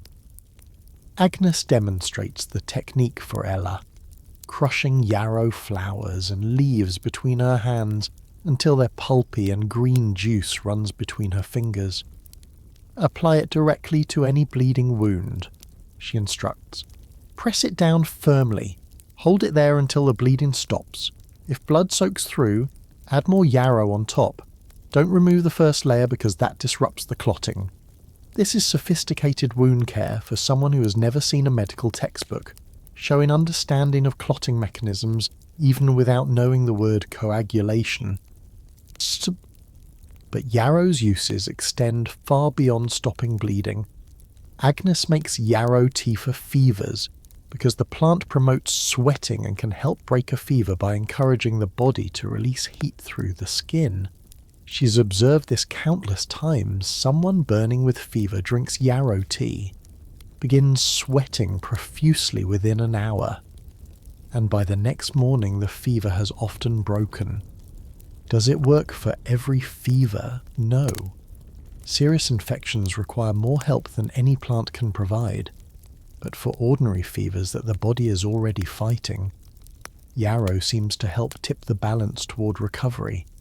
She uses yarrow for digestive troubles, particularly those involving cramping and inflammation. Yarrow tea taken before meals can ease stomach pain and reduce the bloating that comes from a diet heavy in bread and porridge. It tastes bitter and slightly medicinal, not pleasant like chamomile, but not torture like feverfew. Somewhere in the tolerable middle range of medieval medicines. Agnes sometimes combines it with mint to improve the flavour and enhance the digestive benefits. Historians still argue whether medieval people understood yarrow's multiple applications or simply applied it randomly to various ailments and remembered the successes while forgetting the failures. But Agnes's careful categorization of uses suggests more sophisticated thinking than that. She knows what yarrow works for and what it doesn't. She knows that it stops bleeding reliably, helps with fevers sometimes, eases digestion occasionally, but does nothing for headaches or coughs. This nuanced understanding comes from decades of observation, from paying attention to outcomes and adjusting her practice accordingly. Yarrow also enters into Agnes's preparations for women's complaints, though she's careful about discussing this because women's bodies and their functions make both the church and most men uncomfortable. Yarrow tea can help regulate monthly courses that have become irregular, though Agnes isn't entirely sure why and won't claim it works for everyone. She suspects it has something to do with the plant's effect on blood flow generally, but medieval people don't understand hormones or menstrual cycles in modern terms, so her theories are necessarily limited. For wounds that have already stopped bleeding but need help healing, Agnes makes a yarrow poultice by mixing crushed fresh plant material with a small amount of honey or clean animal fat. The poultice gets applied to the cleaned wound and covered with a cloth bandage. Changed daily until the wound begins to close. The yarrow reduces inflammation and appears to speed healing, effects that modern research attributes to the plant's anti-inflammatory and antimicrobial compounds. Agnes knows none of this chemistry, but knows absolutely that yarrow poultices work better than leaving wounds uncovered or applying random substances. She's learned through painful experience that not all wounds should be treated at home. Deep wounds, wounds with visible bone, wounds that smell wrong or show red streaks spreading away from the injury. These need more help than yarrow can provide. Agnes has seen people die from infected wounds despite her best efforts, and those deaths taught her humility about the limits of plant medicine. When a wound looks serious, she tells people to seek the barber surgeon in town, though she knows many can't afford the fee and will try treating themselves anyway until it's too late. Elle asks whether yarrow has any dangers, any ways it can harm instead of help. Agnes nods approvingly at the question, pleased that her daughter is learning to think critically about remedies. Yarrow is generally safe, she says, but some people develop a rash from touching it, especially when harvesting on sunny days. If your skin turns red and itchy after handling yarrow, wash it immediately and use someone else's yarrow next time. Already harvested. This is contact dermatitis caused by compounds in yarrow's leaves that become activated by sunlight.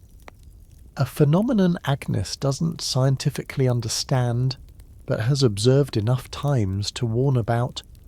She also cautions against using yarrow during pregnancy, applying the same conservative principle she applies to most strong herbs, better safe than sorry when a baby's life is at stake. Modern research suggests this caution is warranted because yarrow can stimulate uterine contractions, though it's unclear whether the amounts typically consumed in tea would actually cause problems. Agnes arrived at her cautious stance through a combination of folk wisdom and observation, noting that women who consumed much yarrow sometimes had complications, though whether yarrow caused those complications or merely correlated with them is unknowable. The harvest basket fills with white and pink flower clusters and feathery green leaves, enough to dry for winter use when fresh yarrow will be unavailable. Agnes also makes note of where the densest patches grow, Information she'll pass to Ela so that even years from now, after Agnes is gone, her daughter will know where to find Yarrow quickly when someone arrives bleeding and desperate. You watch as Agnes carefully sorts through her harvest, removing any damaged or diseased material, keeping only the best specimens for drying. The good plant material will be bundled and hung in the cottage, creating another layer of medicine hanging from rafters already crowded with chamomile, lavender, sage, and feverfew. The cottage is beginning to look like a medieval pharmacy, which is exactly what it is. Operating without license or official recognition, but serving the community nonetheless. A neighbour passes and calls out a greeting, notices the yarrow harvest, and stops to ask for some. "My son cut his hand with an axe yesterday," the woman explains. "It bled terribly, though we got it stopped eventually. But now I'm worried about infection." Agnes nods and gives her a generous handful of fresh yarrow without hesitation. "Crush it and apply it to the wound twice daily," she instructs. "If you see red streaks or if the hand swells badly, come get me immediately." You're standing in the white stone corner of Agnes's garden on a cold November morning, and the atmosphere here feels different, more serious, almost dangerous. Agnes approaches this section with visible caution, her movements deliberate and careful as she kneels beside a plant with blue-green leaves and small yellow flowers that look innocent enough, but carry a reputation that makes even bold women hesitate. This is rue, the herb of grace, a plant so powerful and so dangerous that it exists in a moral and medical grey zone, where healing and harm are separated by measurements so small that mistakes become fatal. Rue sits at the complicated intersection of medicine, religion, and women's reproductive autonomy in medieval Europe. The Church calls it the herb of grace, and associates it with repentance and purification, blessing it with holy water and using it in religious ceremonies. But village women know it by different names, whispered names, names that acknowledge Rue's ability to bring delayed monthly courses, to end unwanted pregnancies, to give women a sliver of control over their own fertility in a world that grants them almost no control over anything else. Agnes harvests rue sparingly, cutting only a few stems and leaving the main plant intact. She doesn't harvest it often because she doesn't use it often, and when she does use it, the doses are measured with terrifying precision. "This one can save you or kill you," she tells Ella quietly, repeating the warning she's given dozens of times because this lesson cannot be learned too thoroughly. The difference between medicine and poison is the amount, and with rue, that difference is smaller than with any other plant in this garden. The primary medical use for rue that Agnes will discuss openly is as a treatment for certain women's troubles, severe cramping during monthly courses, irregular cycles, the heavy bleeding that sometimes occurs in the years before monthly courses cease entirely. Rue contains compounds that stimulate uterine contractions and affect hormone production, making it genuinely effective for these purposes. But these same properties make it potentially abortifacient, capable of ending pregnancy, and this is where rue becomes dangerous both medically and legally. Agnes knows women who have used rue to end pregnancies. She's seen it work, terminating early pregnancies that would have been disastrous for women who were unmarried, or already had too many mouths to feed, or were carrying children by men who weren't their husbands. She's also seen it fail, leaving women still pregnant but now sick from the rue they consumed. And most terribly, she's seen it kill, taking the lives of desperate women who took too much or took it too late in pregnancy, or simply had bodies that reacted badly to rue's powerful compounds. The Church considers abortion, murder and rue used for this purpose as a tool of sin. Women caught using rue to end pregnancies can be accused of witchcraft, tried and executed. Even possessing rue can draw suspicion if the wrong person notices and asks the wrong questions. Yet Agnes grows it anyway, carefully and visibly, because its legitimate medical uses provide cover, and because sometimes women need this option, this dangerous choice that might save their lives even as it risks their souls and their safety. Historians still argue whether medieval women widely understood and used rue as an abortifacient, or whether this knowledge was restricted to specialists and the historical evidence is sparse because the practice was so heavily stigmatized. The answer appears to be that many women knew, that information circulated through women's networks in whispers and careful euphemisms, but that discussing it openly was impossible then and remains controversial now. Agnes teaches Ella about rue's other uses first. The safer applications that don't involve ending pregnancies.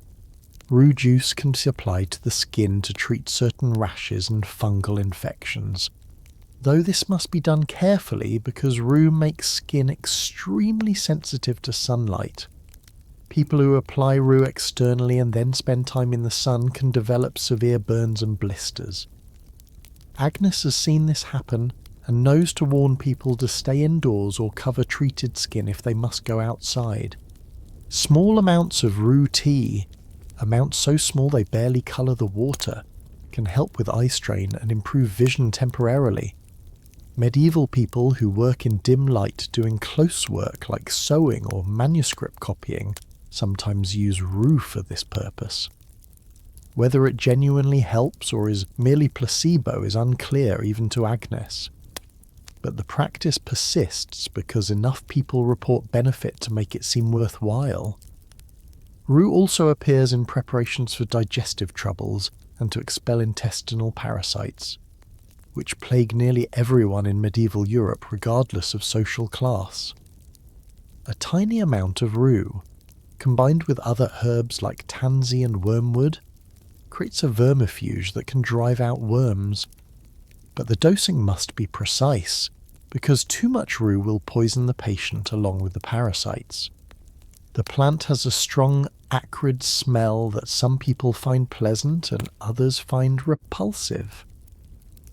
Agnes uses this smell strategically, crushing rue leaves and scattering them in areas where she wants to repel fleas and other insects. The smell genuinely does deter some pests, making rue useful for more than just medicine. She hangs small bundles near the door, theorizing that the strong scent might discourage evil spirits or disease-carrying miasmas, or at least make the entrance smell distinctive. But always the conversation returns to rue's most dangerous use, the one that Agnes discusses only with women she trusts completely and only when necessary.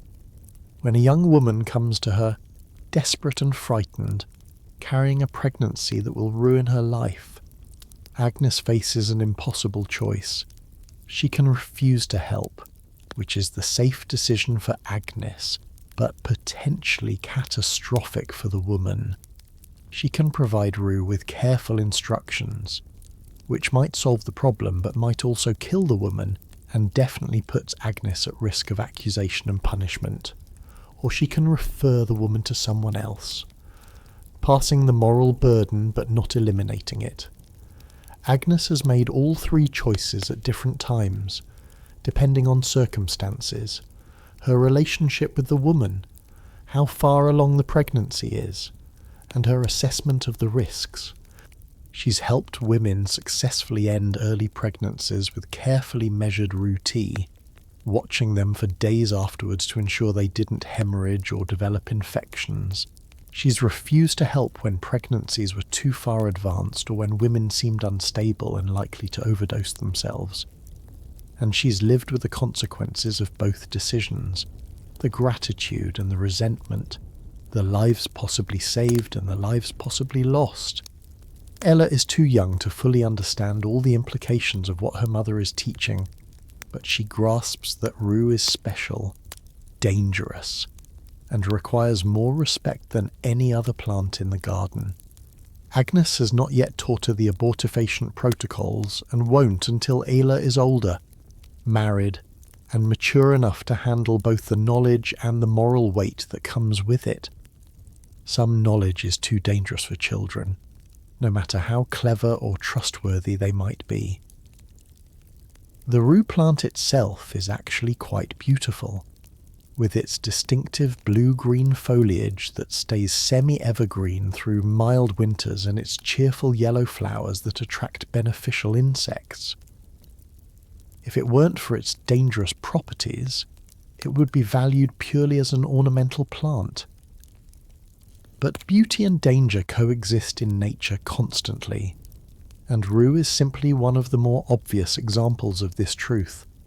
Agnes finishes her harvest quickly, wrapping the cut stems in cloth to avoid skin contact, and taking them immediately into the cottage to hang in the furthest, darkest corner where children and visitors won't accidentally brush against them.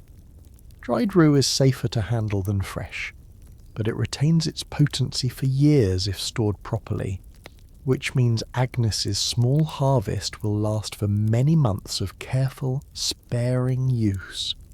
As she washes her hands thoroughly after handling rue, scrubbing with cold water and the harsh soap made from wood ash and animal fat, Agnes reflects on the burden of possessing dangerous knowledge.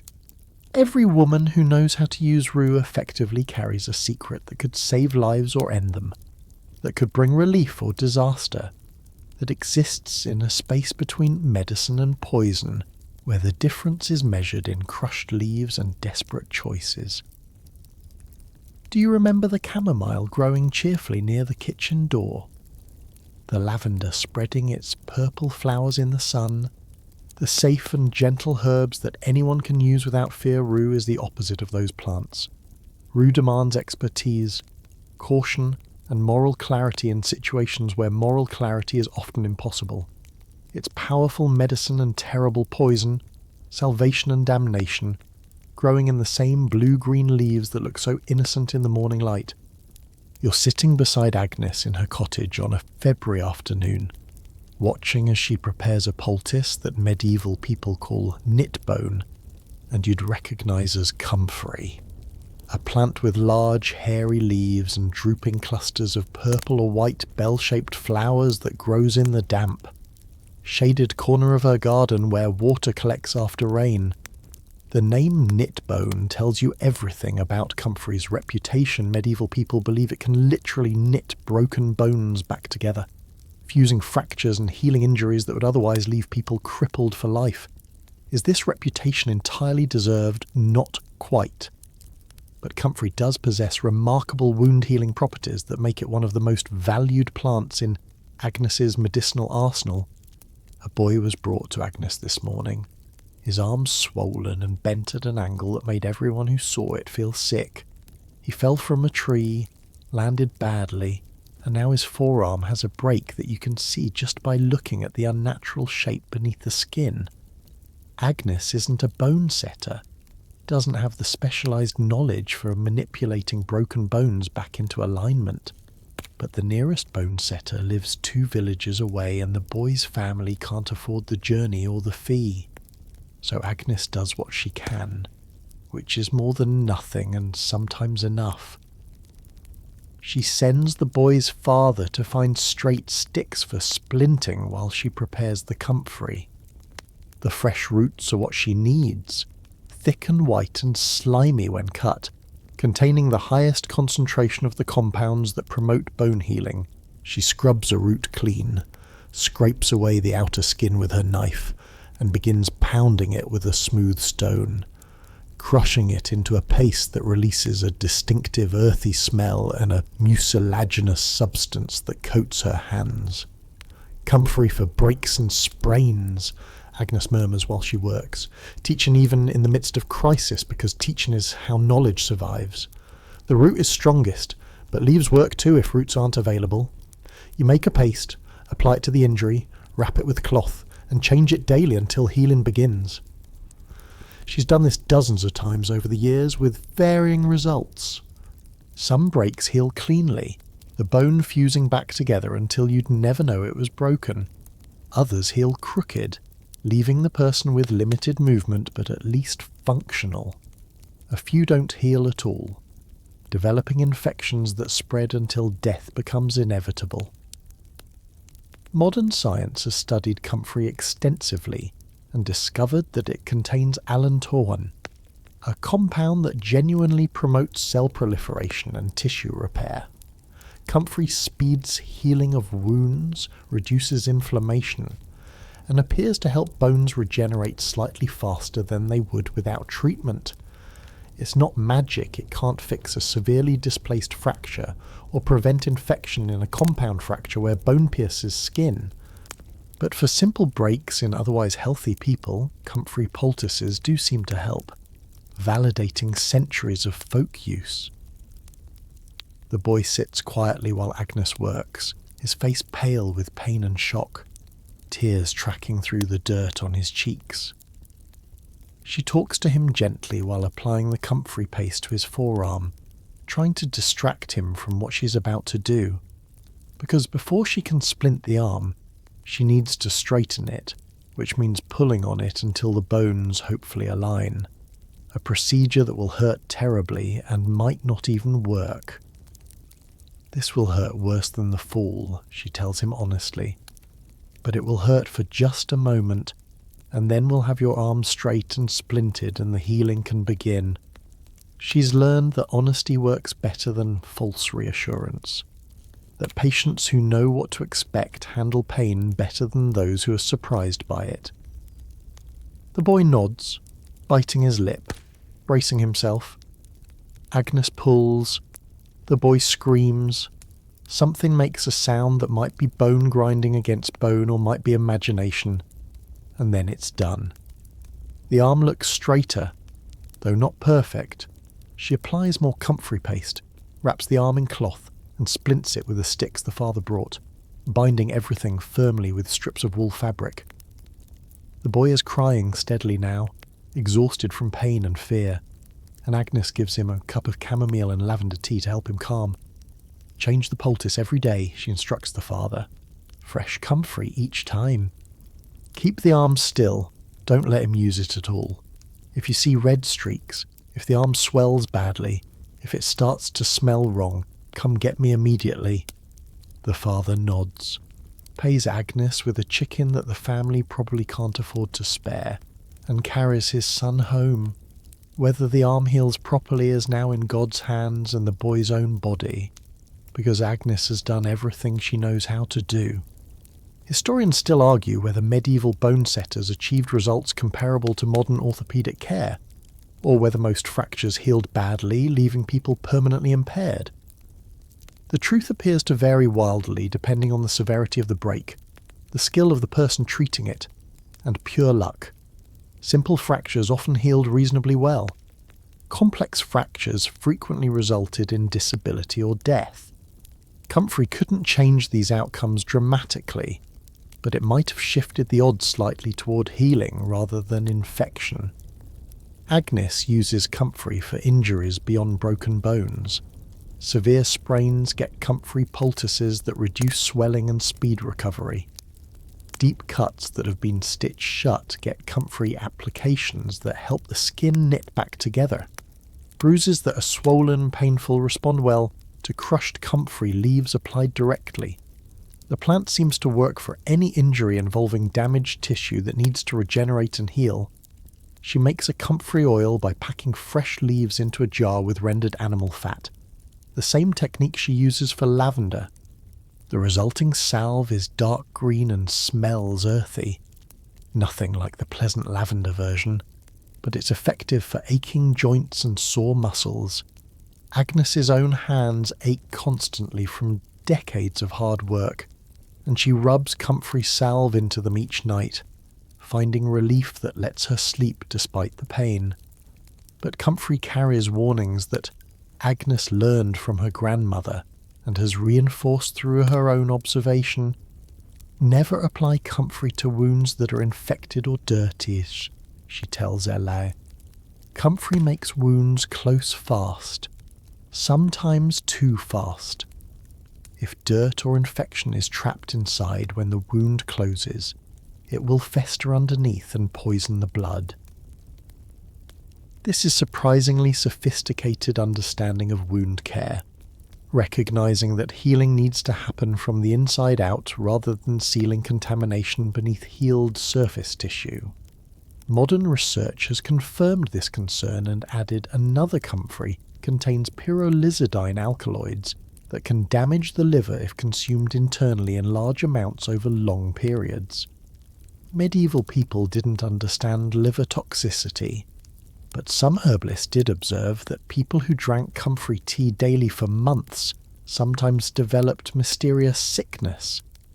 Agnes uses comfrey almost exclusively externally, making poultices and salves rather than teas, which happens to be the safer application method. The comfrey growing in Agnes's garden is probably Symphytum officinale, the common comfrey that thrives throughout Europe in damp areas. It's a vigorous plant, spreading through underground runners and becoming almost impossible to eliminate once established. Agnes welcomes this aggressive growth because she uses comfrey frequently and needs constant supply. She divides the plants every few years, giving starts to neighbours and expanding her own patch. The leaves are enormous, sometimes as long as your forearm, covered with rough hairs that irritate skin if you handle them carelessly. Agnes harvests them wearing cloth wrapped around her hands to avoid the irritation. The roots grow deep, sometimes 3 feet down, anchoring the plant firmly and making it difficult to dig up when she needs root material. But that depth also means the roots access nutrients and moisture that surface-growing plants can't reach, concentrating minerals that contribute to comfrey's healing properties. You watch as Agnes cleans her tools after treating the boy's broken arm, scrubbing away the comfrey residue and drying everything carefully. Her movements are tired, and you can see the weight of responsibility on her shoulders. She's just treated a serious injury with primitive tools and plant medicine, and the outcome is uncertain. The boy might heal perfectly, or he might end up with a crooked arm, or he might develop infection and die. Agnes has done her best, but her best might not be enough, and she knows it. You're walking through Agnes's garden on a midsummer morning, June 24th to be precise, the feast of St. John the Baptist, and the air practically vibrates with significance, because today is the day when certain plants reach their peak power, when the boundary between the natural and supernatural grows thin, when magic and medicine blur together in ways that make the church nervous and village women quietly confident. Agnes is searching for St. John's wort, a plant covered in cheerful yellow flowers that blooms precisely at this time of year, as if the plant itself is celebrating the saint's feast day. The plant grows wild in a sunny patch just beyond Agnes's cultivated garden, thriving in the kind of rough, rocky soil where more delicate herbs would struggle and die. Its leaves are distinctive, covered with tiny translucent dots that look like pinpricks or perforations when held up to sunlight, giving the plant one of its other names, perforate St. John's wort. These dots aren't actually holes, but glands containing oil, and when you crush a leaf or flower, your fingers come away stained red like blood, which medieval people interpret as a sign of the plant's power and its connection to St. John's martyrdom. Gathered on St. John's Day, hung above the door, Agnes says, cutting stems with her knife while being careful to leave enough of the plant intact for regrowth. It keeps away evil spirits, prevents lightning strikes, protects against the devil's work. This is folk belief, superstition, the kind of practice that exists in the fuzzy space between Christianity and older pagan traditions that the Church never quite managed to eliminate. But Agnes believes it genuinely, or at least believes it enough to observe the tradition, which amounts to the same thing in practical terms. The timing matters enormously. St. John's wort harvested on any day other than the saint's feast is still useful medicine, but lacks the spiritual protective power that midsummer gathering supposedly provides.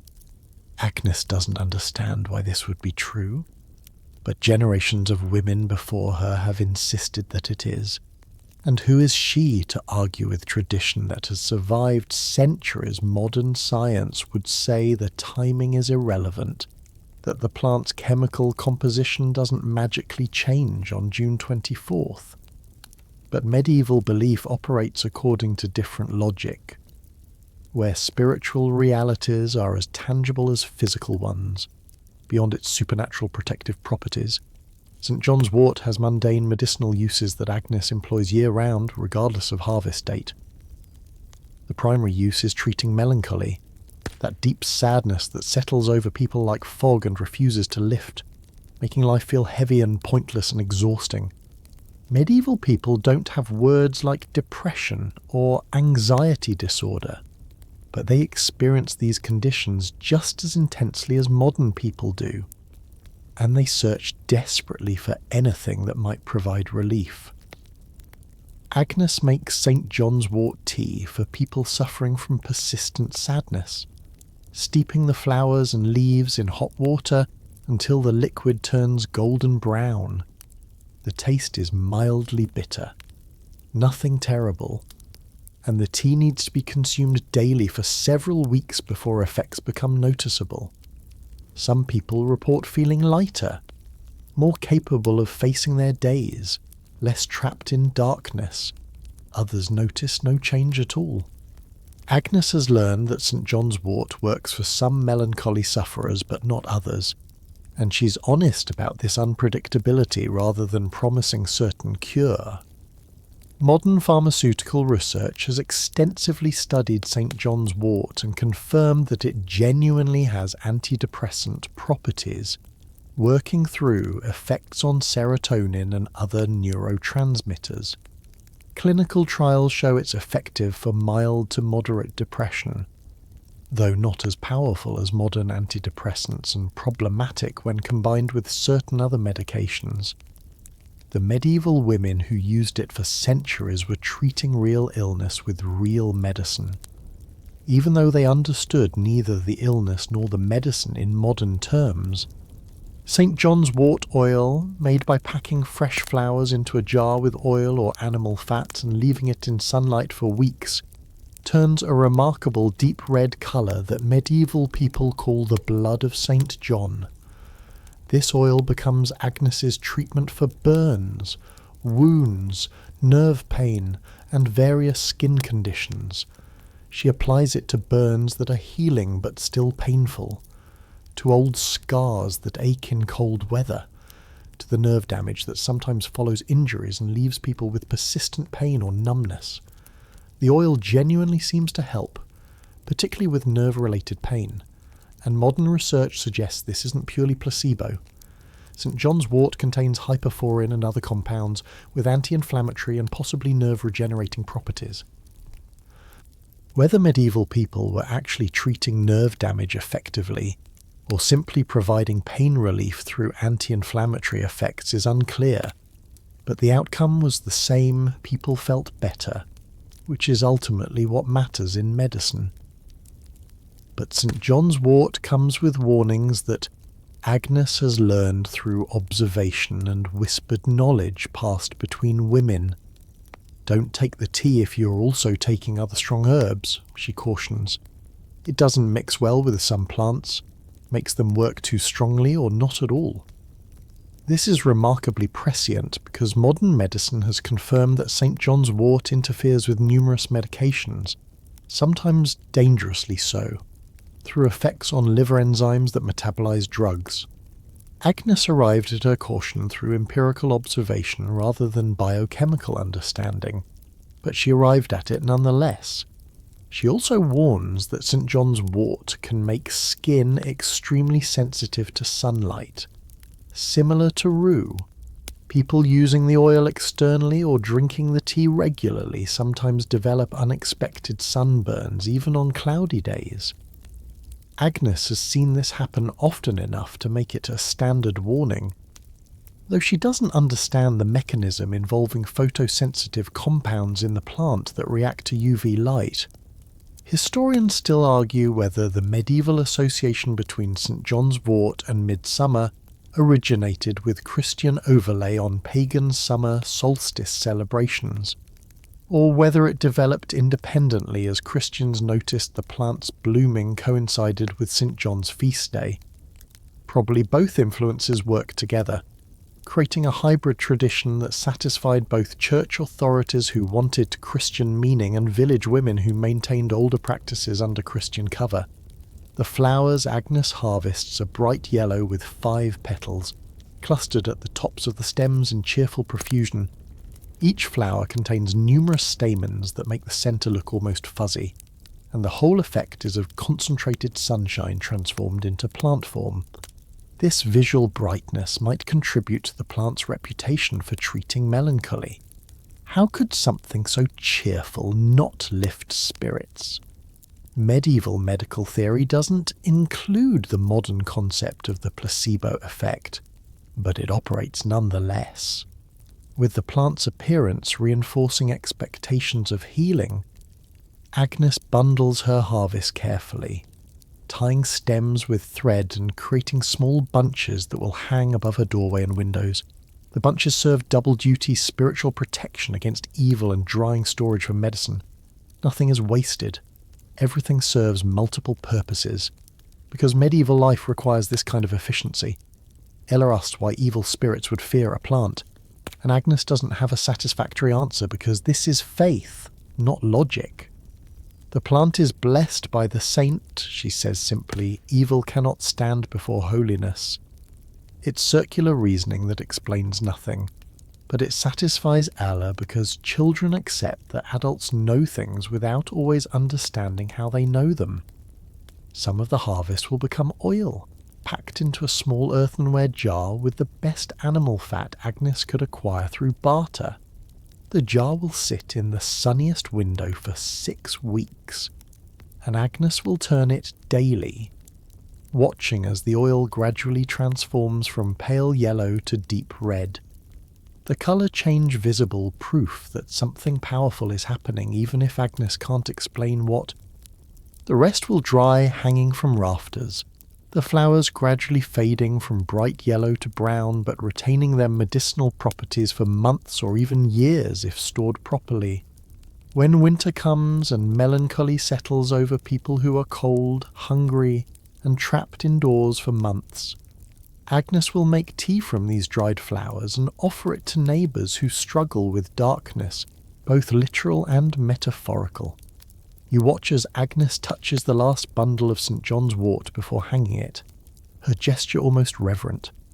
This plant represents hope, the possibility that even the darkest sadness might lift, that protection against evil is possible, that the long, frightening nights of winter can be survived. Whether that hope comes from the plant's chemical compounds or from the human need to believe that healing is possible doesn't matter much in practical terms. Hope itself is medicine, especially in a world that offers so little of it. You're walking through the arched stone entrance of a monastery garden on a cool spring morning, and the contrast with Agnes's cottage garden is immediately striking, where Agnes's plot is compact, practical, and slightly chaotic despite her best organisational efforts. This monastery garden sprawls across a full acre, divided into neat geometric sections with gravel paths between them and a stone fountain at the centre that actually functions, providing running water that Agnes could only dream of. This is where medical knowledge from the classical world has been preserved through the Dark Ages, copied by monks in scriptoriums and cultivated by brothers who can read Latin and consult texts written by Dioscorides and Galen and other ancient physicians whose names Agnes has never heard.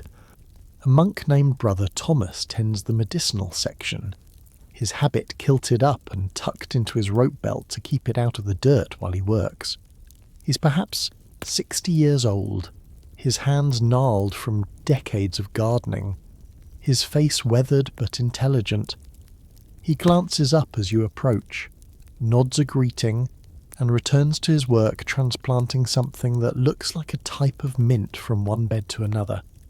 The monastery garden contains plants that peasants rarely see, exotic herbs brought back from the Crusades, Mediterranean species that struggle in England's climate but survive with careful attention, and carefully maintained stocks of dangerous plants like opium poppy and henbane that require expertise and security to manage safely. The connection between monastery gardens and village women's gardens is more complicated than simple one-way knowledge transfer from educated monks to ignorant peasants. It flows both directions, though neither party openly acknowledges this. Monks preserve written knowledge and maintain rare plants, but village women like Agnes have empirical knowledge gained from treating hundreds of patients over decades. Knowledge that no book contains because it involves observing individual variations and learning what actually works rather than what theory claims should work. Brother Thomas sometimes consults with Agnes when a patient presents with symptoms he's never encountered, or when classical remedies fail and he needs practical alternatives. He doesn't advertise this consultation because admitting he learns from an illiterate peasant woman would undermine his authority. Agnes doesn't advertise it either because drawing too much attention to her knowledge is dangerous for women in ways it isn't for monks.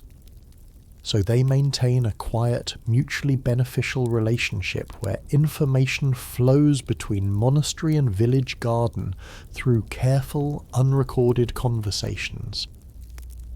The monastery garden includes plants organised according to classical categories that Agnes has never heard of: plants for fever, plants for phlegm, plants for black bile, plants for yellow bile, the whole humoral system that dominated medieval medicine despite being largely incorrect. But underneath this theoretical organisation, the plants themselves work or don't work regardless of theory. Brother Thomas has noticed, though he'd never say so openly, that the theoretical explanations don't always match observed results. Agnes's empirical approach sometimes achieves better outcomes than his book-learned methods. Historians still argue whether monastery medicine was superior to folk medicine practiced by village healers, or whether the monastery's main contribution was preservation rather than innovation. The evidence suggests both were true simultaneously. Monasteries preserved texts and maintained rare plants that might otherwise have been lost, which is invaluable. But the actual healing outcomes achieved by monks versus village women were probably roughly comparable, with each having advantages in different situations. The monastery garden contains Rosa damascena, the damask rose brought back from the Crusades, more fragrant and more medicinally potent than the native roses growing against Agnes's cottage. It has carefully tended beds of sage, lavender, and other Mediterranean herbs that thrive here with attention and irrigation that peasant gardens can't provide. There's a section dedicated to vegetables and culinary herbs to feed the monastery, because even contemplative religious communities must eat. And there's a locked section where the dangerous plants grow, the ones that can heal in tiny doses and kill in slightly larger ones. Brother Thomas shows you this locked garden, opening the gate with a key he wears on a chain around his neck.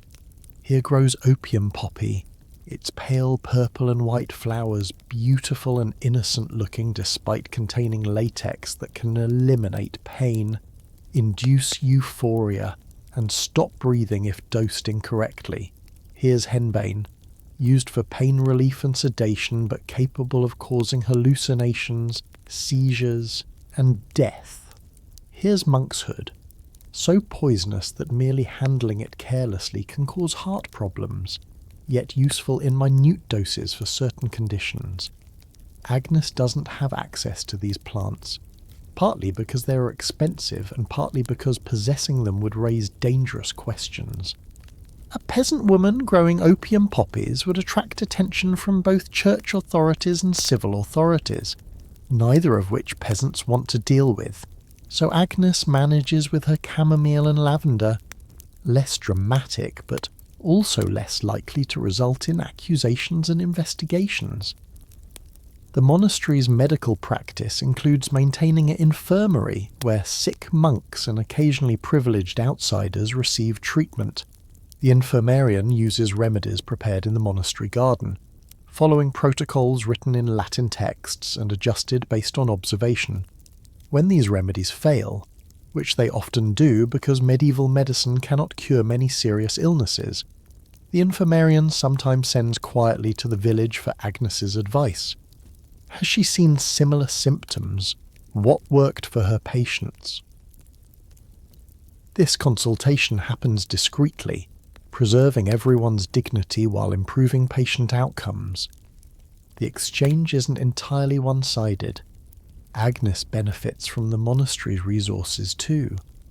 When she needs a plant she doesn't grow, sometimes Brother Thomas provides it, accepting eggs or cheese in return, when she encounters a condition completely outside her experience. She might seek the monk's advice, though she phrases it carefully to avoid sounding presumptuous. The relationship works because both parties recognize that healing matters more than pride or hierarchy, even though they'd never articulate this directly. You notice that the monastery garden is maintained by several monks working together, a luxury Agnes doesn't have.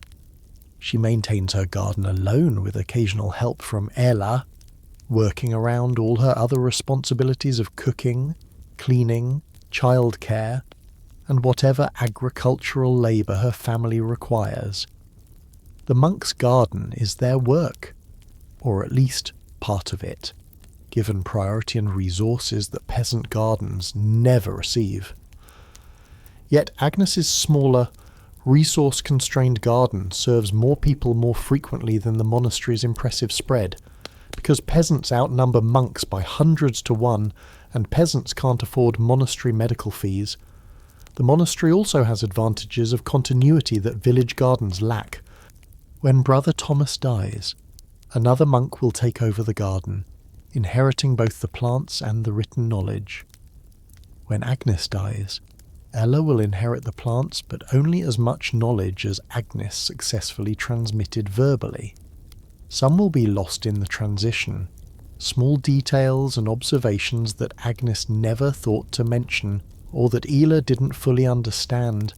Over generations, this knowledge erosion is significant, which is why monastery medicine sometimes achieves things village medicine cannot, not because monks are smarter, but because they have better knowledge preservation systems.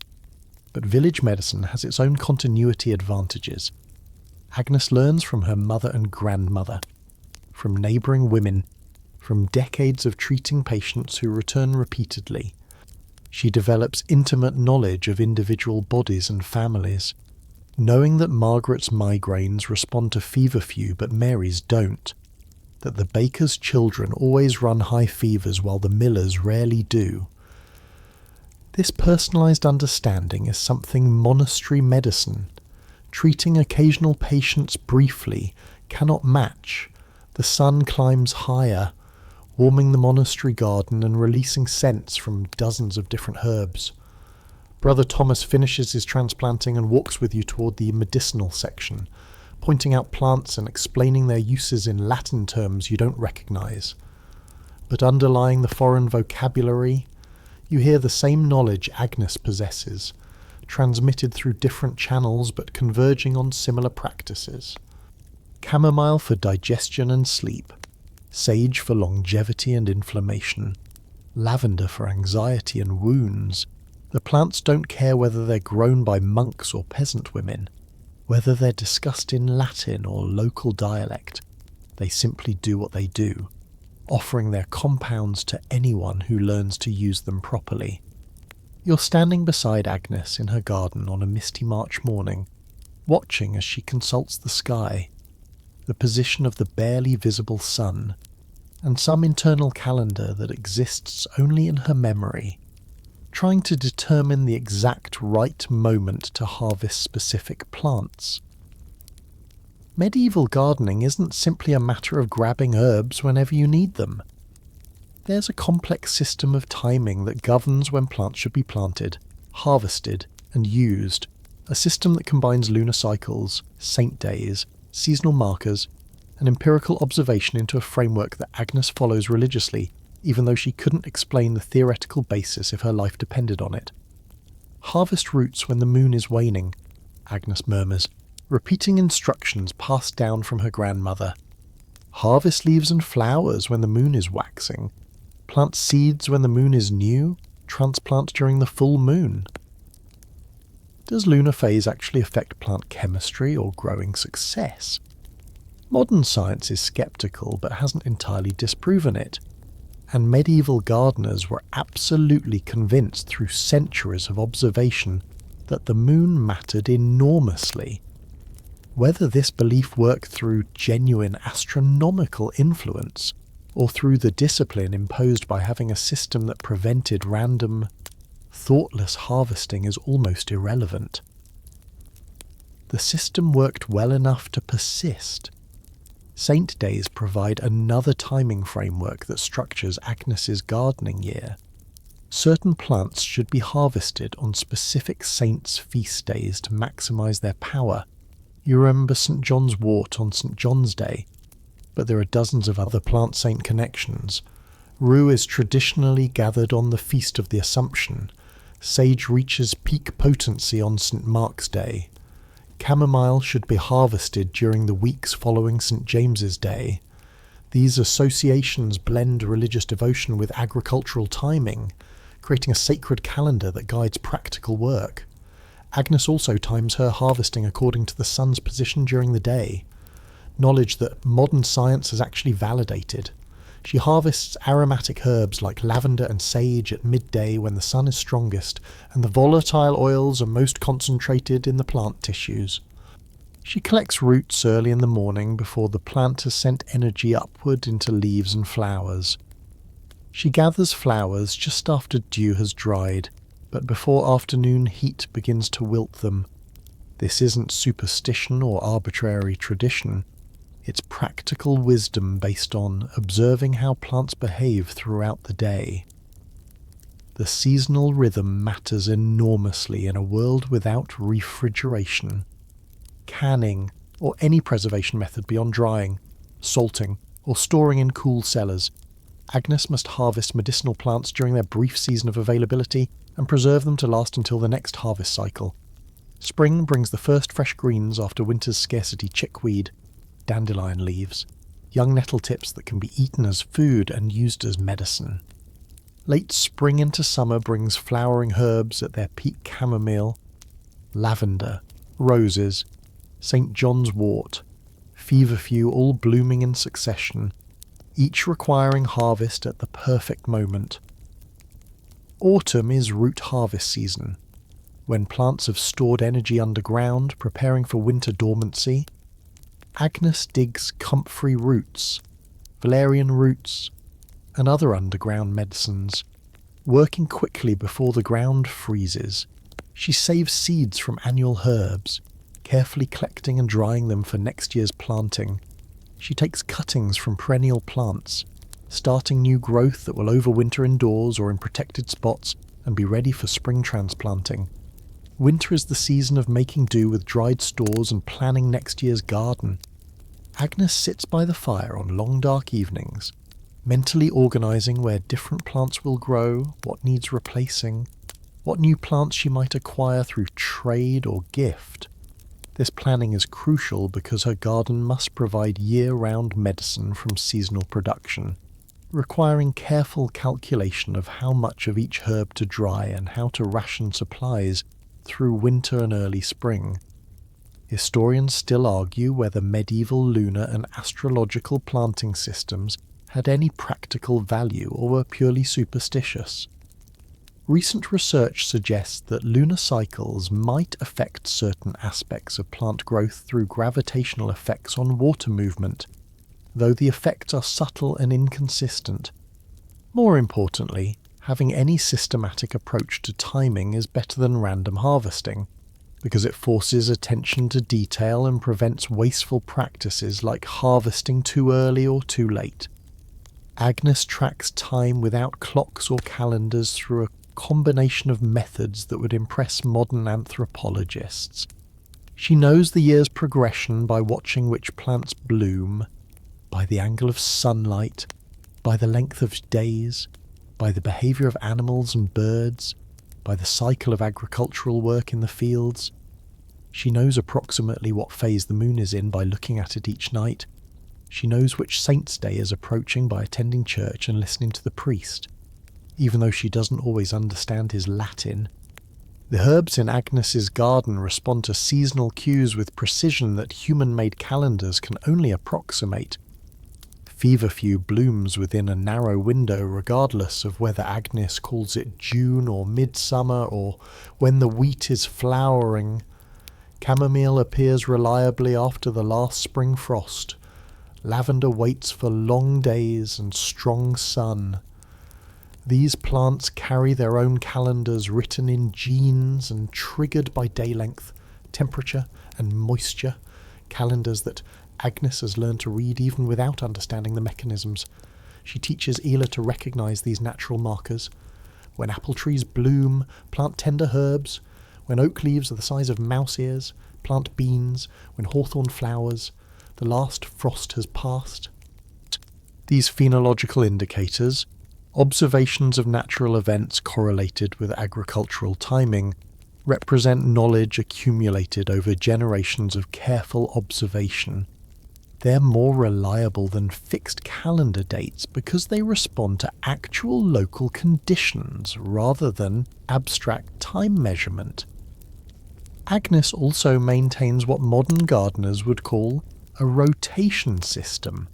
Though she doesn't use that term, she notices that planting the same herb in the same spot year after year produces weaker plants more susceptible to pests and diseases. So she moves things around, planting chamomile where sage grew last year, sage where lavender was, lavender where chamomile used to be. This practice, arrived at through observation rather than understanding soil nutrient depletion or pest cycle disruption, helps maintain her garden's productivity despite the limited space and resources.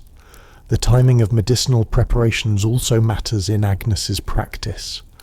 Fresh herbs work better for some applications, dried herbs for others. St. John's wort oil must be started in midsummer sunlight. Comfrey poultices work best made from fresh roots. Chamomile tea tastes better from dried flowers. These aren't arbitrary preferences, but accumulated wisdom about when plant compounds are most accessible and effective. Weather patterns influence everything Agnes does, and she's developed impressive skill at reading sky and wind to predict coming conditions. She harvests hurriedly before rain when dry herbs need protection from moisture. She delays harvesting during humid weather, when plants won't dry properly and will mould instead. She protects tender plants from late spring frosts by covering them with cloth, or moving potted specimens indoors temporarily. She mulches around perennials before winter to insulate roots from freeze-thaw cycles. You watch as Agnes demonstrates timing knowledge to Ella, showing her how to judge when feverfew leaves are mature enough to harvest, but not so old they've lost potency. Touch the leaf, Agnes instructs. Feel the texture. Smell your fingers after. Young leaves are smooth and mild-scented. Mature leaves are slightly rough and strongly bitter. Old leaves are tough and the smell is fading. No, this is expertise that can't be taught from books, only learned through hands-on experience repeated countless times until knowledge becomes instinct. The seasonal rhythm of Agnes's medicinal work creates an annual cycle that structures her life as much as the agricultural calendar structures her husband's. Winter is for planning and maintaining dried stores. Spring is for planting and harvesting early greens. Summer is intensive harvesting and drying season. Autumn is for root digging and seed saving. Then winter returns and the cycle begins again, year after year, season after season. each year building on lessons learned from previous years, each season bringing its particular plants and its particular challenges. You're standing in Agnes's garden on a cold November morning in the year 1486, and everything has changed in ways that would have been unimaginable to the Agnes you first met in 1347. That Agnes is long dead, of course, along with Ela and Ela's daughter and granddaughter, but the garden remains, tended now by a woman also named Agnes, because medieval names recycle endlessly, and this Agnes is afraid in ways her great-great-grandmother never had to be.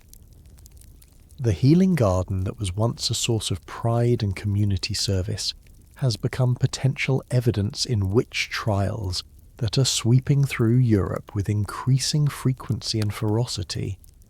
The Malleus Maleficarum, the Hammer of Witches, was published just 2 years ago, providing a systematic guide for identifying, prosecuting, and executing women accused of witchcraft. The book specifically mentions healing women, herbalists, and midwives as likely witches, claiming that their knowledge comes from demonic sources rather than natural learning. Suddenly, the same skills that made Agnes's ancestor valuable to her community make this Agnes dangerous to herself.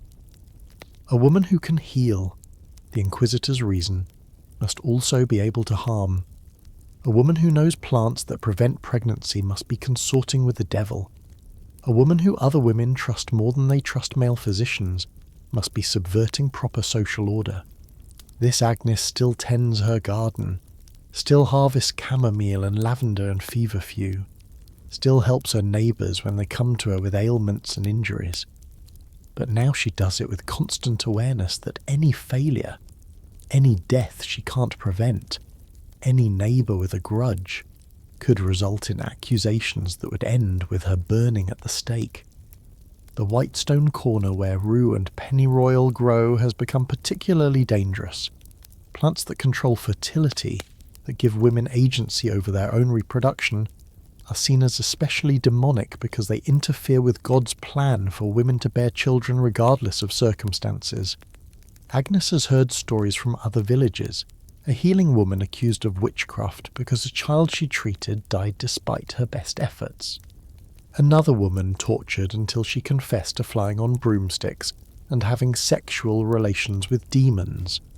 Confessions clearly extracted through pain but accepted as truth by courts determined to find guilt. A midwife burned because too many of the babies she delivered were girls, and someone decided this couldn't be natural coincidence. The accusations are arbitrary, unprovable, and deadly. Some healing women have stopped practicing entirely, destroying their herb gardens and refusing to help anyone for fear of attracting attention. Others continue, but with extreme caution, treating only family members, never accepting payment, avoiding any plant associated with women's reproductive control. Agnes falls somewhere in between. She still helps when asked, but she documents everything, makes sure witnesses are present when treating serious cases, and refuses to treat anything that might be interpreted as interference with pregnancy or childbirth. The paranoia affects how knowledge passes between generations. Agnes is teaching her daughter the healing arts, but with constant warnings to keep this knowledge secret, to never boast about successes, to be humble and deferential, to credit God and saints rather than claiming personal expertise. The confident transmission of women's wisdom that characterized earlier generations has been replaced by whispered instructions and fearful caution. Knowledge that once flowed freely through communities now travels in shadows.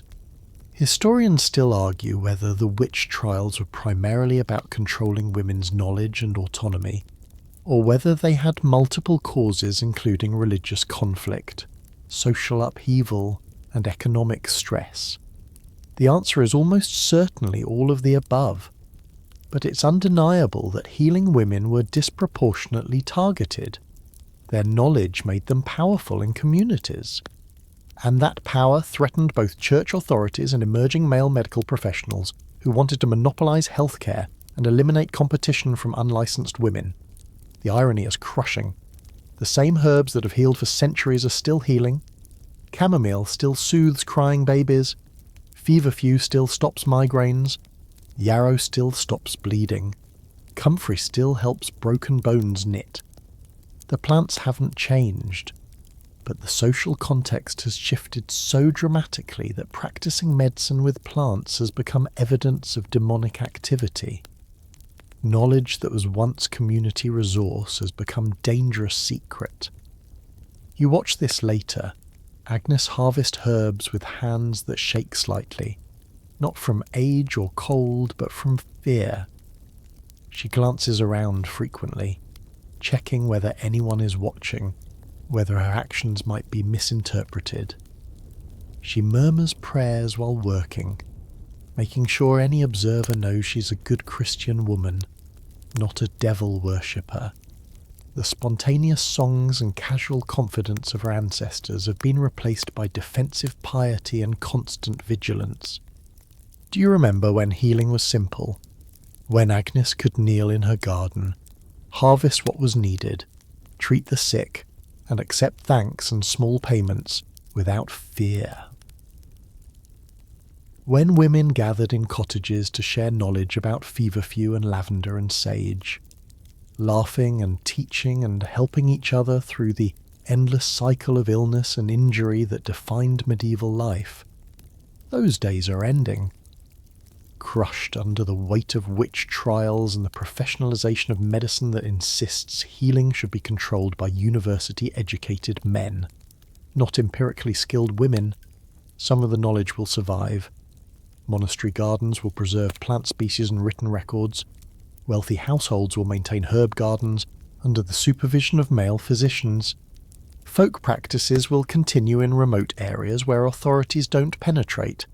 But the golden age of women's healing gardens, if it can be called golden when life was so hard, is fading. The casual confidence, the open sharing, the community recognition of women's expertise, all of it is disappearing into fear and secrecy. This Agnes harvests the last of the autumn herbs as darkness falls. She bundles them quickly and carries them inside, closing the door firmly behind her. The garden outside looks innocent enough in the twilight, just plants growing in careful rows, nothing obviously magical or demonic about them. But Agnes knows that innocence is no protection when accusations start flying, when neighbours turn against each other, when women's knowledge becomes evidence of their corruption. Inside the cottage, she hangs the herbs from rafters already crowded with earlier harvests.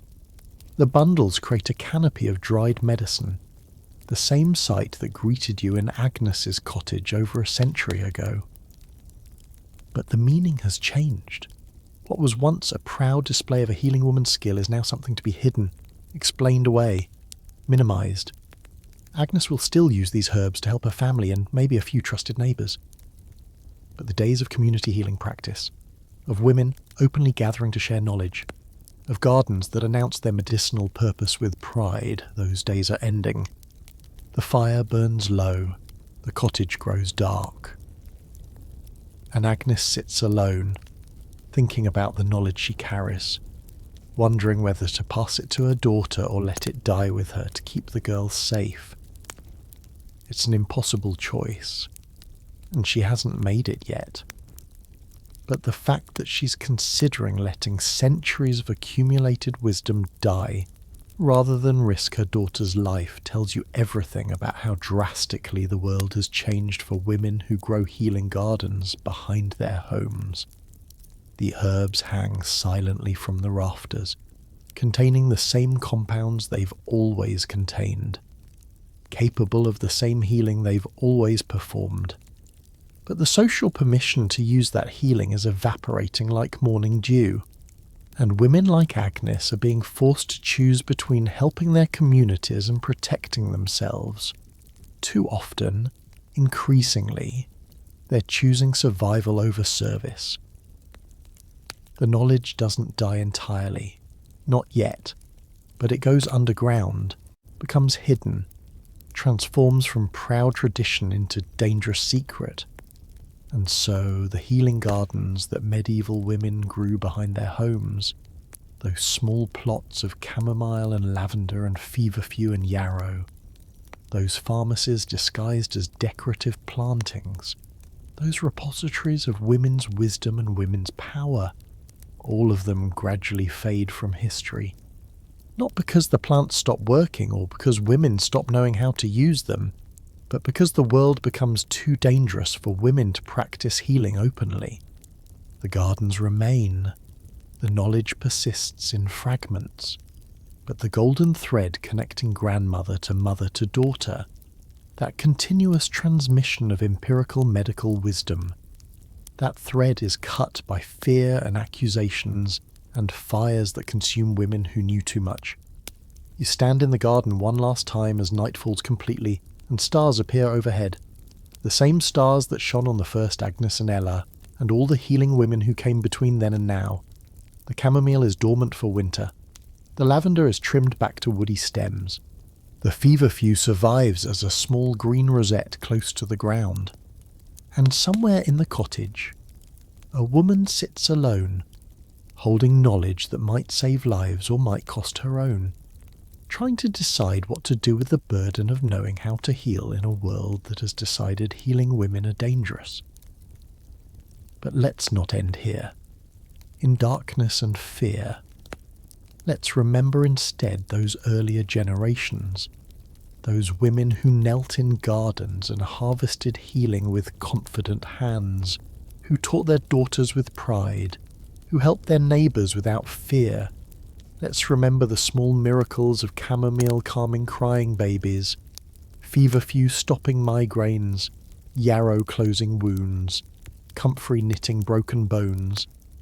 Let's remember the networks of women helping women, the informal economy of eggs traded for medicine, the quiet competence of hands that knew exactly which plant to reach for and how to prepare it. The knowledge survived, you realise. It went underground, travelled through secret channels, hid in the margins of history, but it survived. Some of it was written down eventually by men who claimed discovery of what women had known for centuries. Some of it persisted in folk practice, grandmothers still teaching granddaughters in whispers and careful demonstrations. Some of it was validated by modern science, confirming that yes, these plants genuinely work. Yes, medieval women were practicing real medicine. Yes, the healing was real. And now, centuries later, you can walk into stores and buy chamomile tea, lavender oil, Comfrey salve, all the herbs that Agnes grew and used, available to anyone without fear of accusation or execution. The knowledge came full circle, from ancient wisdom through medieval gardens, through persecution and suppression, through scientific validation back to common use. The thread was never entirely cut, though it frayed dangerously close to breaking. So as you drift towards sleep tonight, picture Agnes in her garden on a sunny summer morning, harvesting lavender while bees drone around her, teaching Ela which plants do what, helping a neighbour who arrived with a crying baby, living in that moment before fear and suspicion poisoned everything. Picture the garden in full bloom, purple and white and yellow flowers nodding in the breeze, the smell of crushed herbs rising on warm air, the simple beauty of plants that heal growing in careful rows behind a cottage where a woman lives who knows their secrets. The garden exists outside of time now, in that space where all lost things persist, all forgotten knowledge waits to be remembered. All silenced voices continue speaking if you listen carefully enough, and perhaps that's where gardens belong, in memory and in hope, reminding us that healing is possible, that knowledge passed between women has value, that small plots of earth tended with care can contain miracles that no university-trained physician could improve upon. Sleep now, let the chamomile calm you. Let the lavender ease you into dreams. Let the garden grow in your mind, eternally summer, eternally safe, eternally tended by women who know the secrets of healing and pass them down through generations like precious gifts, like seeds saved from year to year, like medicine that never loses its potency no matter how much time passes or how much the world changes. The garden remains, the knowledge survives, and somewhere, always, a woman is kneeling in the dirt, harvesting healing, teaching her daughter, helping her neighbours, doing the quiet, essential work that keeps communities alive through centuries of hardship and change. Sweet dreams. May your sleep be as gentle as chamomile, as peaceful as lavender, as restorative as all the healing herbs that grew in gardens behind medieval homes, tended by women whose names are mostly forgotten but whose knowledge lives on in every cup of herbal tea, every natural remedy, every moment when we remember that healing comes from the earth and from the hands that know how to coax it forth.